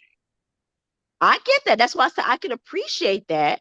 I love you too. I can appreciate that a man is coming in and saying that. All I'm saying is, as a woman, because some women do expect that. I'm sure there are some on this call who say, well, if I'm dating a man, then he better be doing this, that, and that. And all I'm saying is, as a woman, when you're expecting the man to come in and do those things, they may have the expectations for you to do certain things as well. And that's what I'm saying in terms of, that's why I pay my own. I don't expect nobody to pay not a bill. You ain't got to do you want to pay tires, none of that. Pay for the date. I'm good. You know what I'm saying? Now, if he wants to do that, that's fine. I'm not saying I'm going to deny him that. All I'm saying is have discernment in what type of man you're dealing with, so that you know that he's not going to be expecting that you're going to be at this point putting out because he, paid for your tires or whatever. That's all I'm saying. Okay, well, like I said, I'm with you on that. Y'all talking about a whole lot of bills being paid. I guess, I don't know. I guess I just haven't run into a lot of women wanting their bills paid. I guess they make enough money. Yeah, there are some women that they have that expectation, and that's why I say, although it's a Christian site, there are people who put it this way: if a man is paying for the woman to go out, or he's paying her bills, he has expectations that she may be going to sleep with him in the near future. Let's just keep it real. We're all grown, right? Tawana, it's not an expectation. It's a culturally accepted thing. So if a man is paying your rent, your car note, trust and believe he's going to expect. He doesn't even expect it. He's going to get it, which is why he's paying it in the first place. He understands fully you have to pay to play. Well, that's the point. It's not an expectation. It's a culturally accepted thing. And it defeats. I'm just saying, all I'm saying is that because we know that that's the case, as a woman, I wanted to make that comment that, hey, use discernment, because when you start telling people that you want them to help you with this, help you with that, or pay this or pay that, know that around the corner that's coming up. That's all I'm saying. I think that defeats the purpose of dating, because I thought, and that, well, let me do this. I thought that what we were doing was that we were going Dutch. Is it any problem in just when you go on your first date to go Dutch, you pay for yours, I pay for mine? Nope. It's not? I don't think that's appropriate, because as Jay said, he's got to show that he is courting you or dating you with the intention. And that's the key thing is, what is this man's intention? If his intention is to, it's his I also intention. think that, hold on, you know, and I'm with you, Tawana, and I'm not going back on what I'm saying, but I think to Brenda's point, sometimes people are just at a different walk in life, you know. So, and I will say that, you know, yes, Brenda, to Tawana's point, I'm definitely encouraging women to allow the man to pay. But I think what Tawana is trying to get out of her life, and what you might be at the place in your life, you know, you might be looking for two totally different types of men. You know, for me, I am still at that place of looking for a woman for wife, children, things like that. So, okay, can you explain that, how we're looking for different types of men? I think we both, I mean, I don't know what type of man she's looking for. I do know what type of man I'm looking for. So I just want to see how you came to the conclusion that we are looking for different types Tawana, of why men. you trying to fight? I'm not. No, I want him to clarify. Well, I mean, don't there get are mad when he women throw his that are hands up. just at the point in life where their kids are grown and gone, and they just really want a man to kick it with. You know, just kind of ride out life with. You know, they're in that retirement place of just saying, "Hey, I'm gonna get with a man. You know, we're gonna get married, and we're not trying to create a family anymore. It was just us." You know, that might be a different flow. So, you know, everybody's in a slightly different place. We got to remember, you know, our group is big, and we're, you know, at different places. But even with you, Brenda, I always encourage, you know, men to pay for the first dates. I think it's a cop out when men don't. I'm sorry. I just need men to kind of step up a little bit. I'm really hard on women. The women in the group know I can be very hard on them about, you know, the things that they need to do in a relationship. But I think that a man is supposed to take that lead. He is supposed to show the woman that, hey, you know, I got you, and not really be worried about it. But again, you know, we could debate on that. Everybody does their own thing. But I know for me, I would see it as disrespect if a woman, you know, paid for the first date that we're on. When you're done, Jay, let me ask Brenda a question. Go ahead, Sean. Brenda, here's a question for you. Okay. Is the kind of relationship you want is one where you pay for what you want and he pays for what he wants, or you pay for, you know, you pay? Now, I'm not talking about 50-50. Like, you know, y'all always going Dutch. I would like to reply to that as what I meant is that sometimes people that may not go on an expensive date, and I'm okay with the Cheesecake Factory. I read about the crazy woman in the neon green dress. But what I'm saying is, I'm not trying to pay for my everything. I thought that, like, if we went out for coffee or something like that, that we may go Dutch or whatever like that. I'm not talking about when we first go out to dinner, because my main thing is, I am not interested in you unless I feel friendship and a spiritual connection. And I can't get that pure friendship and spiritual connection by concentrating on what you're going to do for me and how often and how long. And the same thing for me. Like I said, I'm not going to bend over backwards, and I don't expect you to bend over backwards. But I do expect us both to try to come up with a mutual understanding and acceptance of each other through friendship first. Because if I can't be a friend to you, I don't want to marry you, and I don't want to be your girlfriend. Okay, that goes back to what we talked about earlier. So when you go out on the first date, if you just focus on getting to know the person and having fun, instead of going Dutch or, you know, that reciprocity, and And then at the end of that time, taking a look at how you feel at the end of the day. I'm always going to do that. You'll find that you've made a friend. You actually will find you made a friend, because a person is going to make it easy for you to get to know them, to have a good time with them. That's what I'm saying, because when we first go out on dates with people, people wear masks. You're dating their representative, usually me, the other person, and I want to get to know the person. I feel like if I can break it down to something more casual, that I can actually get to know the person rather than I'm trying to impress him or he's trying to impress me. But I'm all for a man taking the lead in being physically, I mean, not physically, but financially responsible in a committed, loving relationship, like whether you're dating or not. What is so funny, Jay? Well, you had a Freudian slip right there, but I'm gonna leave it alone. Tell me about my Freudian slip. I want to know. What did I Everybody say? heard You your said Freudian physical. You said physical. That's what your slip was. Oh, the physical. Gosh, I knew Jay was gonna catch on to that as soon as it came out of your mouth, Brenda. Very interested in the physical. I'm very interested in it. So you can count it as a Freudian slip, but I have no bones about that. And the thing about it is, I can't feel that physical intimacy unless I feel that I am a friend of yours, because a friend is someone you can trust. What happened to trying to build a friendship?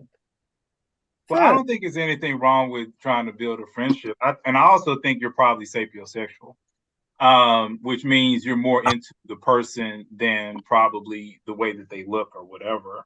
Mm-hmm. And I'm with you, but I still think it is just customary. It teaches you a lot about the man, whether or not he's going to pay for it. It's more about a lesson in who he is.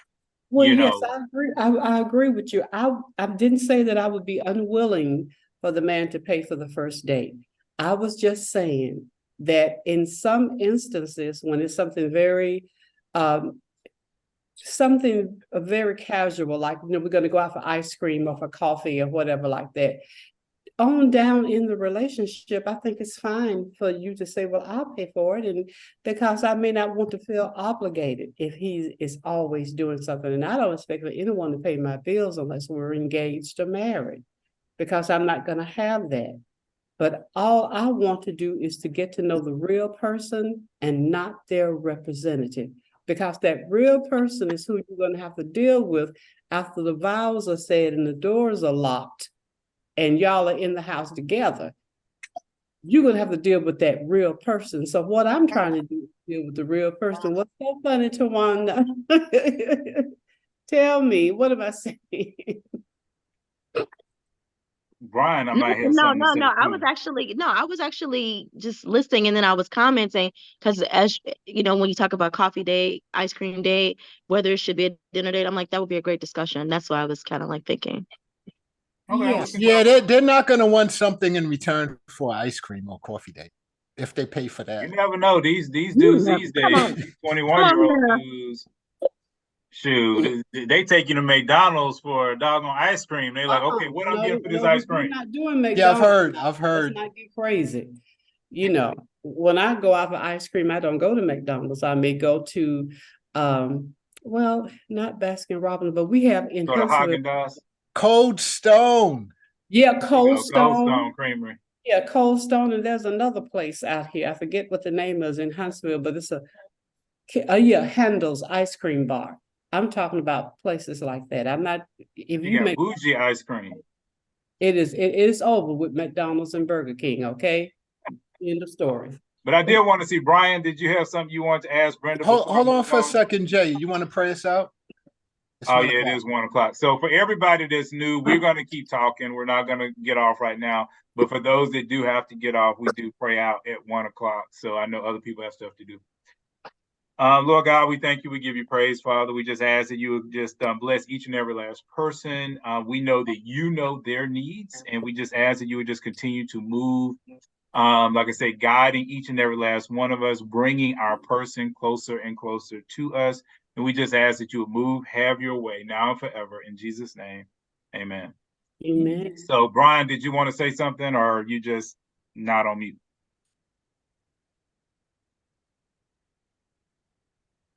Okay, so he's not saying. Oh, sorry. Yeah, sorry about that. I was just not on mute, man. My bad. Great conversation, though. Okay, cool. I'm about to move. Okay, so CC was up, and then I thought Patty was up, but I see Patty is okay. I don't see her no more. She at least not on my front thing. But one of the things I did want to say about representative, real quick, Miss Brenda, but I do need to go to CC because she's had her hand up for a long time.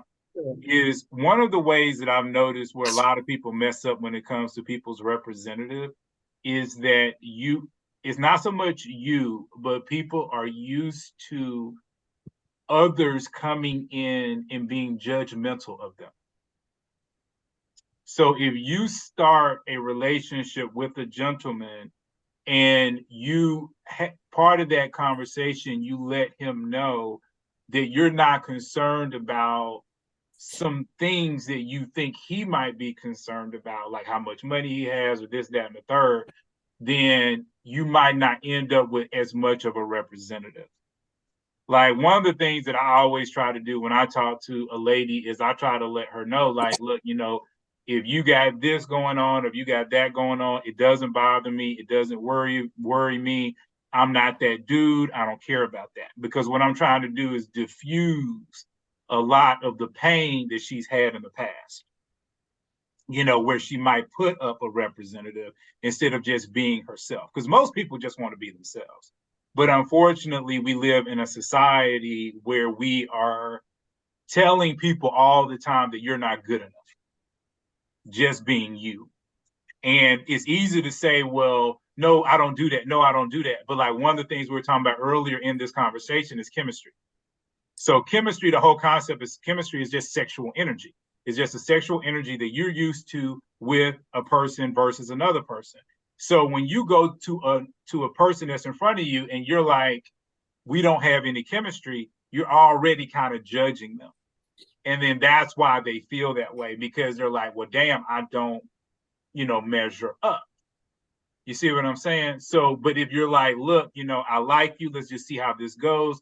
Let's see how this works, blah, blah, blah. You diffuse a lot of that and you allow yourself to just kind of float in that situation. And I think a lot more people will be open to telling you who they are.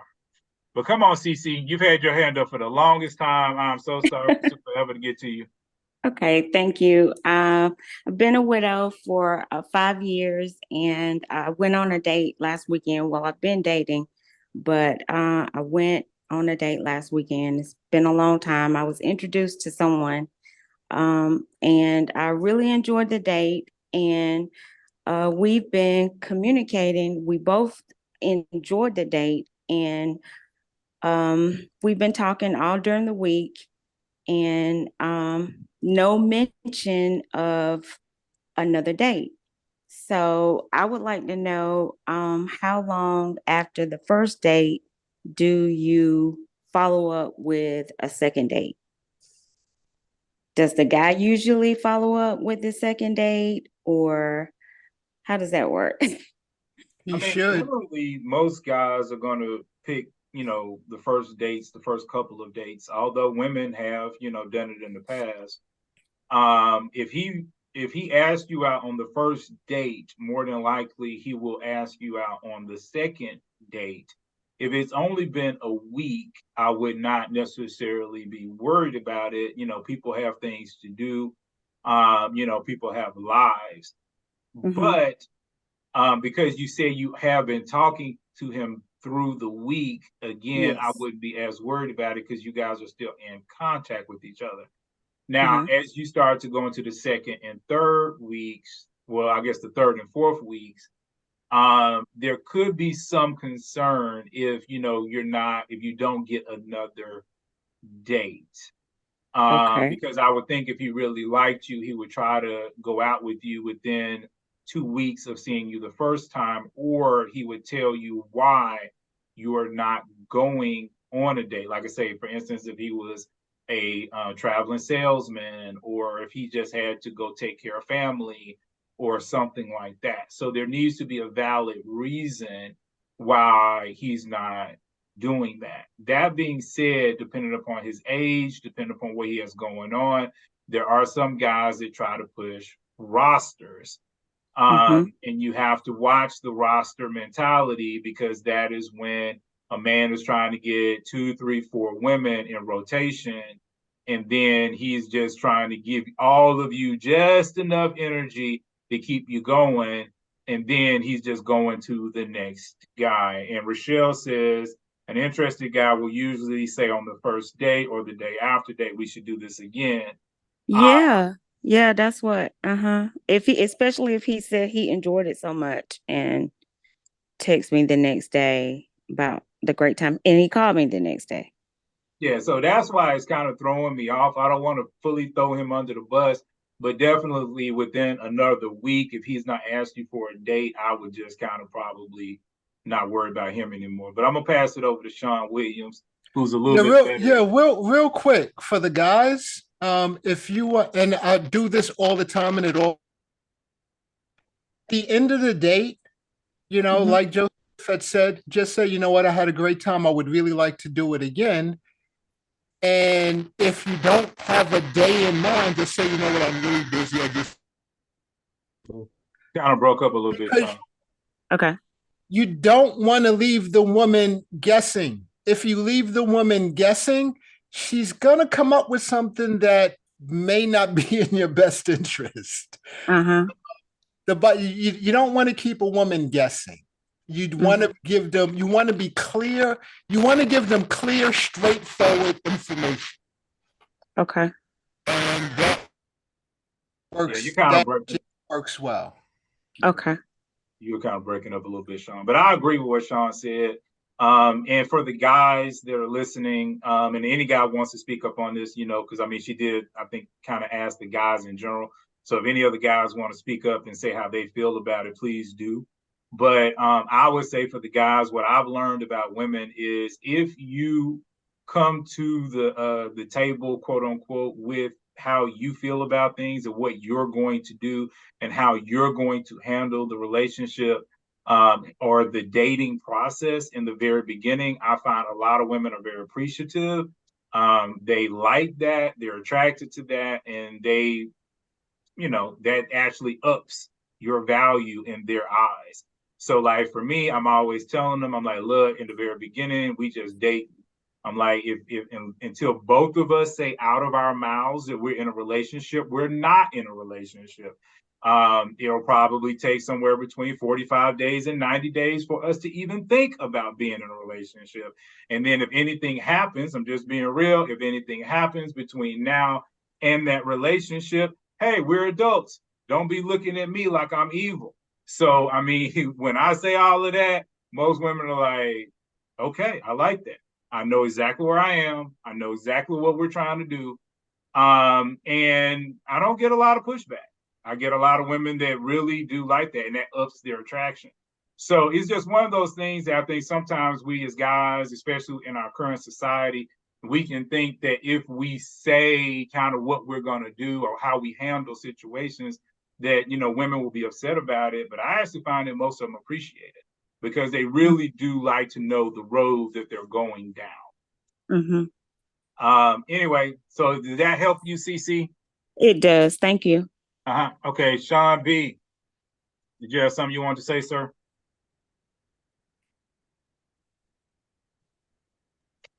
I did, and the question I had for you, it was something you said about 5 minutes ago, and it escaped me. So when I remember it, I'll get back to you.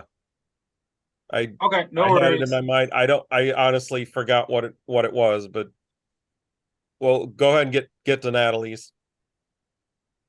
Well, he just put you on the spot, Natalie. Come on.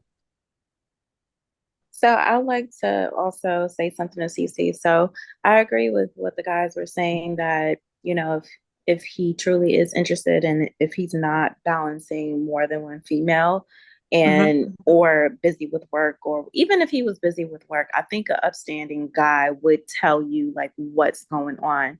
So I would, if you're really interested, or at least like trying to open the door as to why, in the door of conversation as to why he is not planning a second date, I would really just casually say, yeah, so, it's been a while since we, got up and, met up. I really would like to see you again, and kind of like open the conversation like that and then see what he says. Like if he then, kind of, because some guys are slow, so But that he was could, dying to see me though. You know what I'm saying? Like right.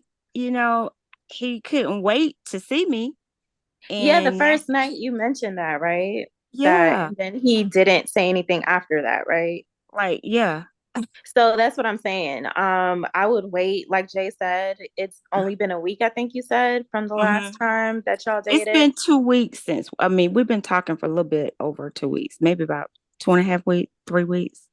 Yeah, so if it's Yeah. been 2 weeks, I would say, hey, I know we talked about how much we enjoyed ourselves on the first date. Did you, have plans on meeting again? Like that's Yeah. kind of how I would bring it up to see what he Okay. said and Okay. then go from there. Okay. But what I had a question of, I'm trying to remember the question too. I think it's about crap. I think I missed the question, but okay, I'll come back. Just like Sean. Williams got his hand up, so he ready. Go ahead, Sean Williams. We was talking about that representative that comes out. We talked a little bit about that. Can y'all hear me okay? Yeah, I can hear you now. Okay. Yeah, we talked about the representative. And the reality is we all bring the representative with us on our first dates and when we first start to get to know a person. And it's okay. I want to represent the best version of myself that I can when I go meet somebody. I don't want to bring them my mess, my nonsense, my hangups, my insecurities. I don't want to bring them none of that stuff. I am going to bring them the happy, bubbly, go-lucky Sean that everybody in CSC loves, period. But, if you're concerned about somebody bringing the representative, you can, a couple of targeted questions can cut through all that noise. So, especially for Brenda, if that's your concern, just have real deep conversations with a person. Ask an uncomfortable question and see what the response is. But there's always ways to kind of just cut through the noise and get to what's really in a person's heart. The Bible says, out of the overflow of the mouth, the heart speaks. So what's really in a person's heart is going to come out. When with CC can call a guy out. The guy's it's been 2 weeks or whatever. You could plan for the weekend. I mean,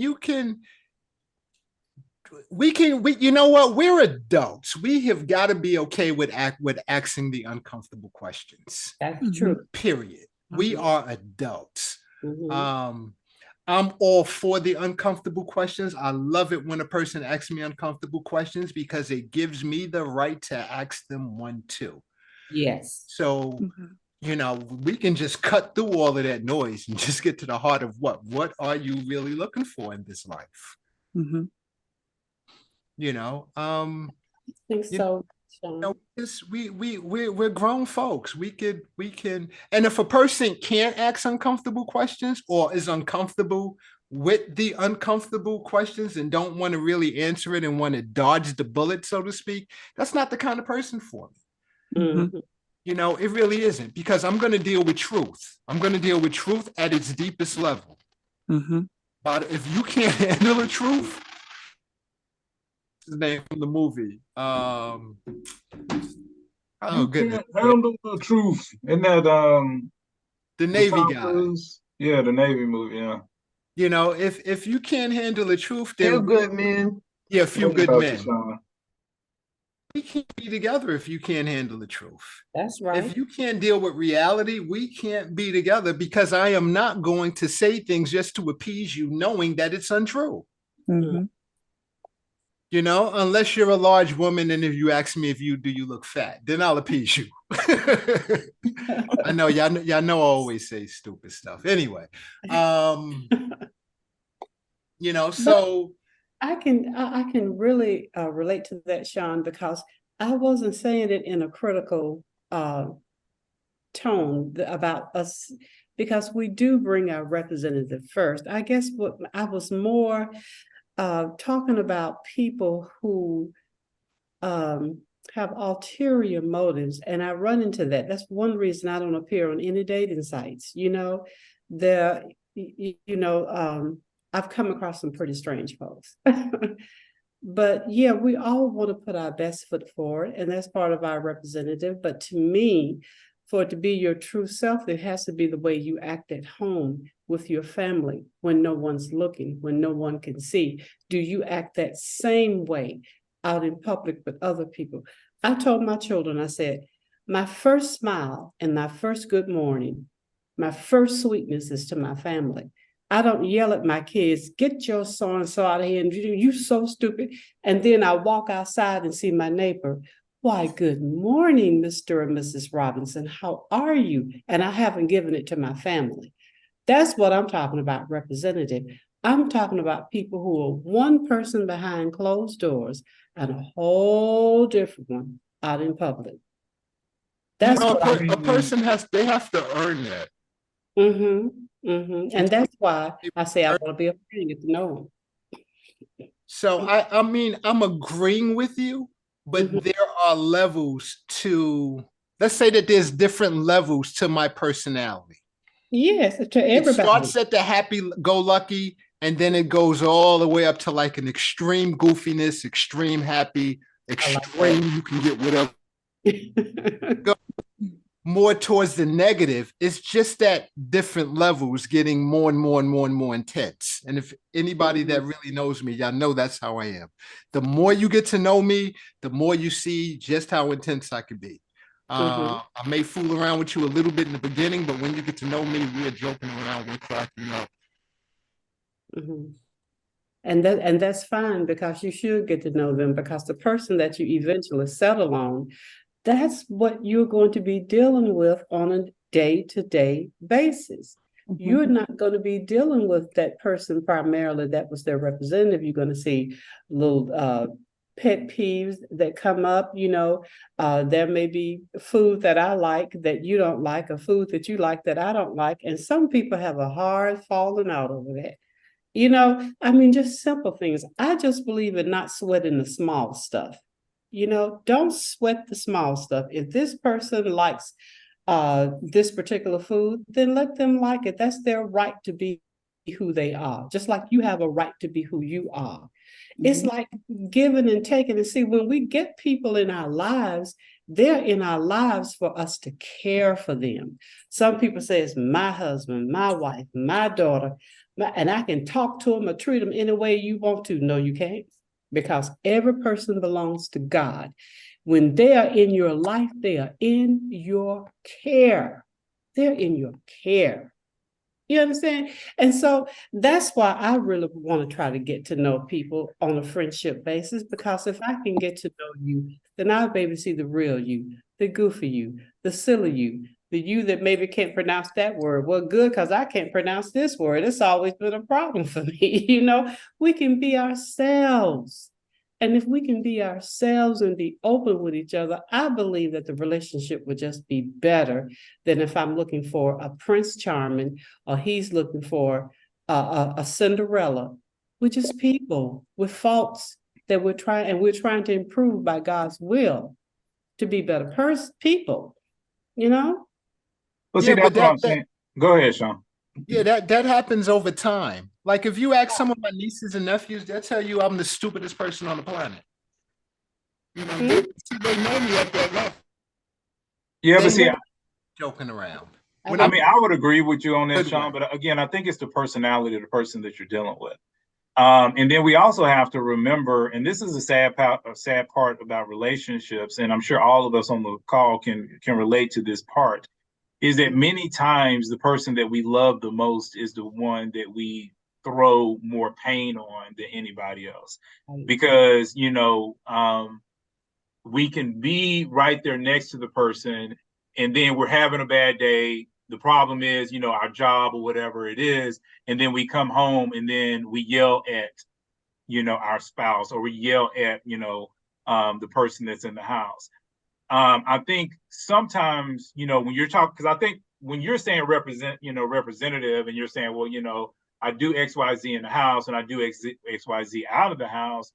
Again, I do think there are personalities that are a little bit more surface. And then you have to dive under that surface to get to the person. And then you have other personalities that, because my personality is I'm watchful first. Yes. But once my watching is over, I'm kind of like an open book. Yeah. So I turn immediately into me. The way I talk right now is the way I talk all the time. Right. The way I move is the way I move all the time. I'm goofy now. I'm goofy all the time. And so a lot of people, and I've had some people, like I've told people before, I have dated people from CSC, and some of them thought I would be different in person, and I'm not. And so I think when you're talking like that, it's like it is different for different people. But again, that's why I think it comes to that point of, are you creating a space where a person can be a person?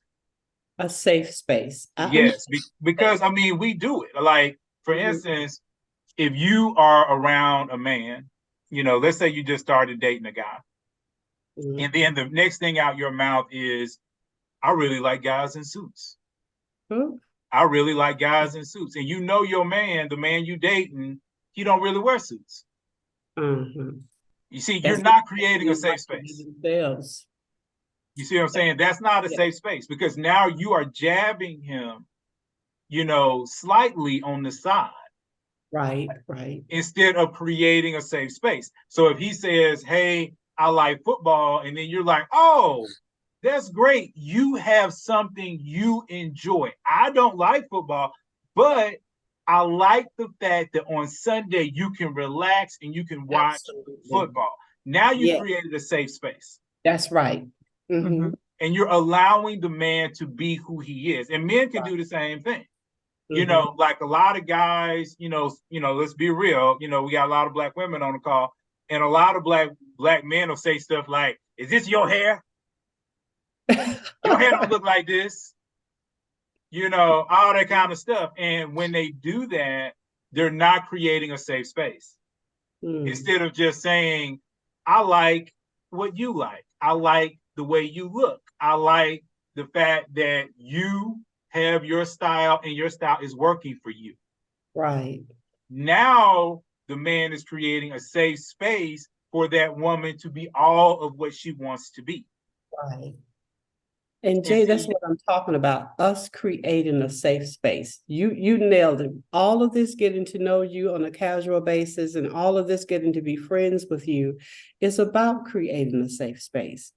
Because I believe that from my house is supposed to be a sanctuary. When you come home, no matter what's going on in the world, when you open that door and you walk through, this is where you are accepted and loved. This is where you can let your hair down and you don't have to wear any of those faces that you wear outside.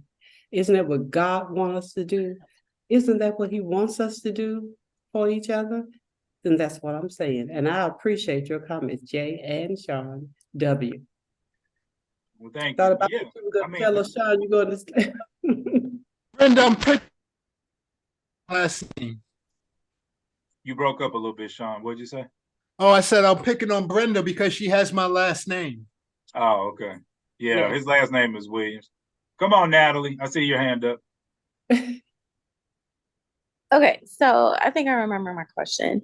So it was around, someone had mentioned like going Dutch on dates and stuff like that. And even like, and I had a conversation with a friend and whatnot, and she went out on a date with a guy, and I think he had plans on paying, but I think she was like, hey, did you want to go like split the check or whatever? And he was like, okay, sure. So my question is, I give you those examples because I'm trying to understand this. depending on how the guy moves, especially like if we're taking Dutch into consideration, depending on how the guy moves and what he allows me to do and what he accepts, I strategically put them in a box where, can this person lead me? Can this person be the person I can lean on and look to as a leader and my man? I just want to know if that's kind of wrong. Like, should I not be doing that? Because if you allow me to pay on the first date, or if we go Dutch, I look at you differently as a man. So I want to know your thoughts about that. I don't expect a man to give it to me for us. I'm just saying on down in the relationship. It doesn't have to be the first date. It can be the first date if it's something like coffee or ice cream. But you do have a right to feel that you could lean on your man, because the way that God has structured it, I believe because I don't know anything about marriage, but from what I understand, the man is the leader. He gets his leadership through God, and you are to trust him and to follow his lead. Now, of course, you have input. You all have conversations. You have compromise on issues, but you're supposed to feel like you can lean on him, that he can lean. You men need to feel that the woman trusts them to take care of them. I feel, and if you don't feel that way, then I know I'm in the wrong relationship, and I can tell you, so long and good luck, and I hope everything works out for you. Natalie, do you like going Dutch? Does that make you feel good about you? Well, no, it doesn't. Oh, okay. Does it make you feel special? No, it doesn't. That's why I was really wanting the man's perspectives, because like I said, if a guy does that and he allows me to pay for myself, I just look at him differently. If I'm like, because I'm dating with a purpose, and I'm looking for a man who knows how to lead, who is, because I know a friend, she has a boyfriend, and I think he's an engineer of some sorts. She has, and they've been dating for over a year. She has not paid for one date, and of that they planned. The only time she has paid for dates, but the way that she had to pay them is basically surprising him. Oh, hey, we're going to this. Because even if she suggests, hey, we should go out on a date to so and so, and she has it in her mind to pay, if they go, he will pay it, regardless if she suggested it or not. And I know that was a lot of conversation within the chat. So I don't know. It'd just be good to know your thoughts about that, because I know some people have said to me that I put people in boxes or categories too quickly, but that's how I'm able to discern if this person is someone I want to continue dating or not. So that's what I'm asking. Well, I mean, for me, and you already know what I'm gonna say, but I just believe that, like I say, in the first couple of dates, I just think the man should pay. I think over time, if you guys want to come to a thing where the woman pays every blue moon, or you guys go Dutch every once in a while, or whatever, then that's up to you. But I just believe in the very beginning, it's important for the man to establish the fact that, he has a little bit of money in his pocket, and he is willing, to do something. And I think for a lot of men, if they look at it, that's not quite the opposite, but to me, I kind of think it is. Where, if I was dating a woman and then she showed up on the first date and she was looking a hot mess, I would be like, we ain't never gonna go out again. And if her hair wasn't laid, if she didn't have everything, to me looking decent, based off the style that I thought, me and her had talked about, or I met her in, or whatever it is, because I'm not saying that women have to go crazy, but I am saying that if I didn't think it was at a certain level, then that would be it. That would be the last date. Because I am looking for her to be working toward the three things that I'm concerned about, which is the beauty, as I see beauty, the compassion and love and kindness that I'm concerned about, and then also support. So if she shows up and she's